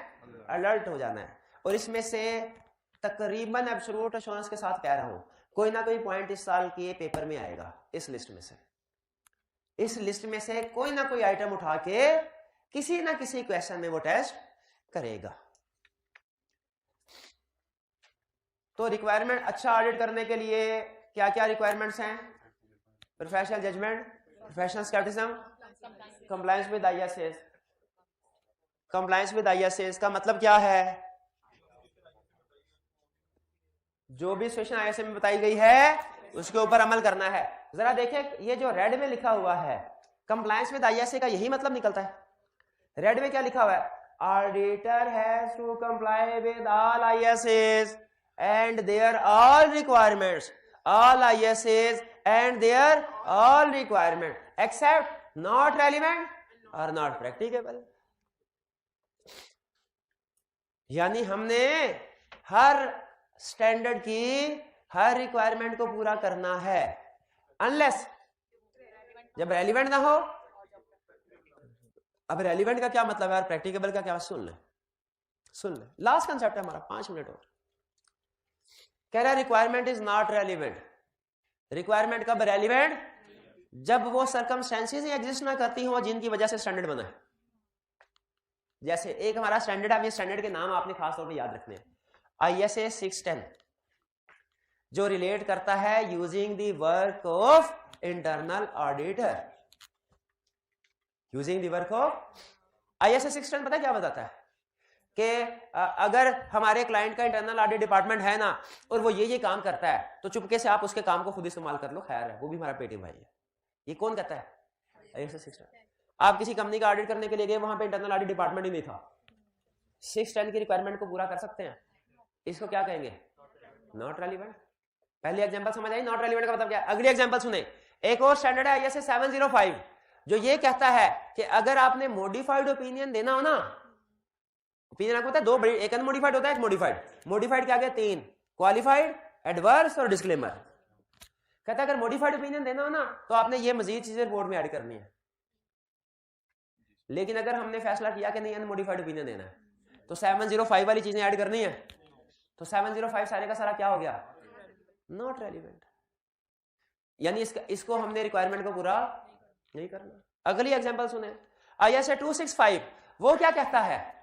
वो ये कहता है कि अगर कोई इंटरनल कंट्रोल में सिग्निफिकेंट डेफिशिएंसी नजर आए मैनेजमेंट को, डायरेक्टर्स को बता दो। 260 265 बताया था ना। तो 265 क्या कहता है? कोई इंटरनल कंट्रोल में वीकनेस नजर आए तो बताना, और अगर कोई नजर ही ना आए नॉट रेलिवेंट। एक स्टैंडर्ड है 501 जो कहता है अगर क्लाइंट के डिफरेंट सेगमेंट्स है ना, सेगमेंट्स अकाउंटिंग में पढ़ा है, रिपोर्टेबल सेगमेंट, वो क्या रूल होता है? 10% रेवेन्यू के 10% एसेट्स वाला के 15% वाला को जब आपने सेगमेंट लादा बताने होते हैं। चले सेगमेंट का कंसेप्ट तो है ना, सेगमेंट रिपोर्टिंग का, कि आपने अपने रिजल्ट्स को डिफरेंट सेगमेंट्स में क्लासिफाई करके प्रेजेंट करना है। और अगर किसी कंपनी के हमारे क्लाइंट के सेगमेंट हो ही ना तो 501 की वो रिक्वायरमेंट नॉट रेलिवेंट। समझ आ गया? एक होता है नॉट रेलिवेंट, एक होता है नॉट प्रैक्टिकेबल। नॉट प्रैक्टिकेबल का मतलब है कि वो सर्कमस्टेंसेस तो एग्जिस्ट कर रही हैं लेकिन किसी प्रैक्टिकल ग्राउंड की वजह से आप वो नहीं कर सकते। जैसे ISA 501 में एक और सेक्शन है इन्वेंट्री वाला, वो हमें कहता है अगर क्लाइंट की इन्वेंट्री है ना तो फिजिकली वेरीफाई करो। लेकिन अगर किसी वजह से, जैसे कोरोना की वजह से लॉकडाउन लगा, क्लाइंट की इन्वेंट्री है, इसका मतलब फिजिकल वेरिफिकेशन की रिक्वायरमेंट रेलिवेंट है, लेकिन क्या आप कर सकते हैं? प्रैक्टिकेबल नहीं है, प्रैक्टिकेबल नॉट रेलिवेंट हो तो हमने तो कुछ करना ही नहीं है ना। नॉट प्रैक्टिकेबल हो तो हमने वो प्रोसीजर नहीं करना जो नॉट प्रैक्टिकेबल है, लेकिन उसकी जगह अल्टरनेटिव प्रोसीजर परफॉर्म करने हैं। किसी ना किसी दूसरे तरीके से हमने एविडेंस ऑब्टेन करना है कि इन्वेंट्री है। फर्क समझ रहे हैं? नॉट रेलिवेंट और नॉट प्रैक्टिकेबल का। चलिए ये फर्क। और फिर हाँ आखिरी चीज कंप्लायंस विद मेन की आखिरी चीज, कंसेप्ट तो आखिरी यही है की रिक्वायरमेंट्स। ऑडिट करने के लिए प्रोफेशनल जजमेंट अप्लाई करनी है, प्रोफेशनल स्टैंडर्ड अप्लाई करना, compliance with ISA, except not relevant और नॉट प्रैक्टिकेबल। कहता है कोड ऑफ एथिक्स को भी कंप्लाई करना है। कोड ऑफ एथिक्स क्यों जरूरी है? कोड ऑफ एथिक्स में इंडिपेंडेंस और कुछ दूसरी रिक्वायरमेंट्स हैं, तो कुछ एंगेजमेंट्स परफॉर्म करते हुए हमें इंडिपेंडेंट होना पड़ता है। तो कोड ऑफ एथिक्स को भी हमने फॉलो कर, ISA को भी फॉलो करना है, कोड ऑफ एथिक्स को भी फॉलो करना है, ISA को भी ऑडिट करते हुए ISA को भी फॉलो करना है, कोड ऑफ एथिक्स को भी ऑडिट करते हुए ISA को भी फॉलो करना है, कोड ऑफ। और सुन लें कोड ऑफ एथिक्स में क्या है? कोड ऑफ एथिक्स में इंडिपेंडेंस की रिक्वायरमेंट्स हैं और कुछ दूसरी रिक्वायरमेंट्स हैं। कोड ऑफ एथिक्स पे अब ये ना बहुत अहम कंसेप्ट, आखिरी 2-3 मिनट में बहुत अहम कंसेप्ट आपके सामने रखने लगा हूं। हमने कोई भी एंगेजमेंट परफॉर्म कर, ऑडिट एंगेजमेंट परफॉर्म करते हुए ऑडिटिंग स्टैंडर्ड्स को भी फॉलो करना है, एग्रीड, कोड ऑफ एथिक्स को भी। क्वेश्चन ये है कोड ऑफ एथिक्स को क्यों फॉलो करना है? क्योंकि उसमें इंडिपेंडेंस की रिक्वायरमेंट्स हैं। अच्छा मुझे बताइए, क्या इंडिपेंडेंस की रिक्वायरमेंट्स हर एंगेजमेंट के लिए जरूरी है? एश्योरेंस एंगेजमेंट परफॉर्म कर रहे हो ना आप, इंडिपेंडेंस की रिक्वायरमेंट जरूरी है। नॉन एश्योरेंस एंगेजमेंट में इंडिपेंडेंस की रिक्वायरमेंट जरूरी नहीं पूरी करना, यानी एश्योरेंस एंगेजमेंट परफॉर्म करते हुए प्रोफेशनल का इंडिपेंडेंट होना लाजमी है, नॉन एश्योरेंस एंगेजमेंट परफॉर्म करते हुए इंडिपेंडेंट होना लाजमी नहीं है। ये बात समझ आई आपको? आखिरी बात पूछूं आपसे, आखिरी क्वेश्चन, कंसर्ट भी नहीं, क्वेश्चन सिर्फ। अभी आपने कहा ऑडिटर आईएसए को भी फॉलो करेगा, कोड ऑफ एथिक्स को। अगर ऑडिट कर रहा है तो इंटरनेशनल स्टैंडर्ड्स ऑन ऑडिटिंग को फॉलो करेगा, और रिव्यू कर रहा है तो इंटरनेशनल स्टैंडर्ड्स ऑन रिव्यू को फॉलो करेगा, और अगर कोई रिलेटेड सर्विसेज कर रहा है तो उसके स्टैंडर्ड को फॉलो करेगा।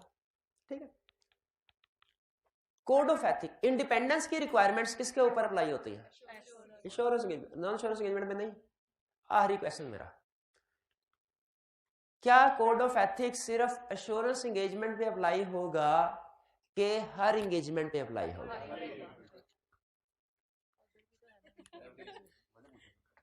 क्या एश्योरेंस एंगेजमेंट सॉरी, क्या कोड ऑफ एथिक्स सिर्फ एश्योरेंस एंगेजमेंट पे अप्लाई होगा कि हर एंगेजमेंट पे अप्लाई होगा? हर एंगेजमेंट पे अप्लाई होगा। उसकी रीजन क्या है? इसलिए कि कोड ऑफ एथिक्स में सिर्फ इंडिपेंडेंस की रिक्वायरमेंट नहीं है, वो भी रिक्वायरमेंट है। जैसे उसमें एक और रिक्वायरमेंट है कंपिटेंस एंड ड्यू केयर के, जो भी काम करो ध्यान से करो, सही से करो। अब जाहिर है अगर नॉन एश्योरेंस एंगेजमेंट भी कर रहे हैं तो वो भी ध्यान से सही तरीके से करनी चाहिए कि नहीं? इसलिए याद रखे code of ethics her engagement पे अप्लाई होता है, लेकिन इंडिपेंडेंस रिक्वायरमेंट हर एंगेजमेंट पे अप्लाई नहीं होती। इसको लिख ले, बड़े काम का। ये अदर एंगेजमेंट्स में जब जाएंगे ना, अदर आईएसए 700 800 की भी बात नहीं कर रहा, उससे भी आगे की बात कर रहा हूं। जब अदर एंगेजमेंट्स में जाएंगे ये कंसेप्ट बार बार आपके सामने आएगा। कौन सा कंसेप्ट? के code of ethics her engagement पे अप्लाई होता है, लेकिन इंडिपेंडेंस की रिक्वायरमेंट्स हर एंगेजमेंट पे अप्लाई नहीं होती। जी कुछ को समझ आइए? ये था जी हमारा आईएसए 200। इसमें मैंने रीजनेबल एश्योरेंस के साथ हर अहम कंसेप्ट को आपके साथ डिस्कस कर दिया। अब आपने क्या करना है? घर जाना है, बिल्कुल घर जाइए, बेफिक्र होकर घर जाइए।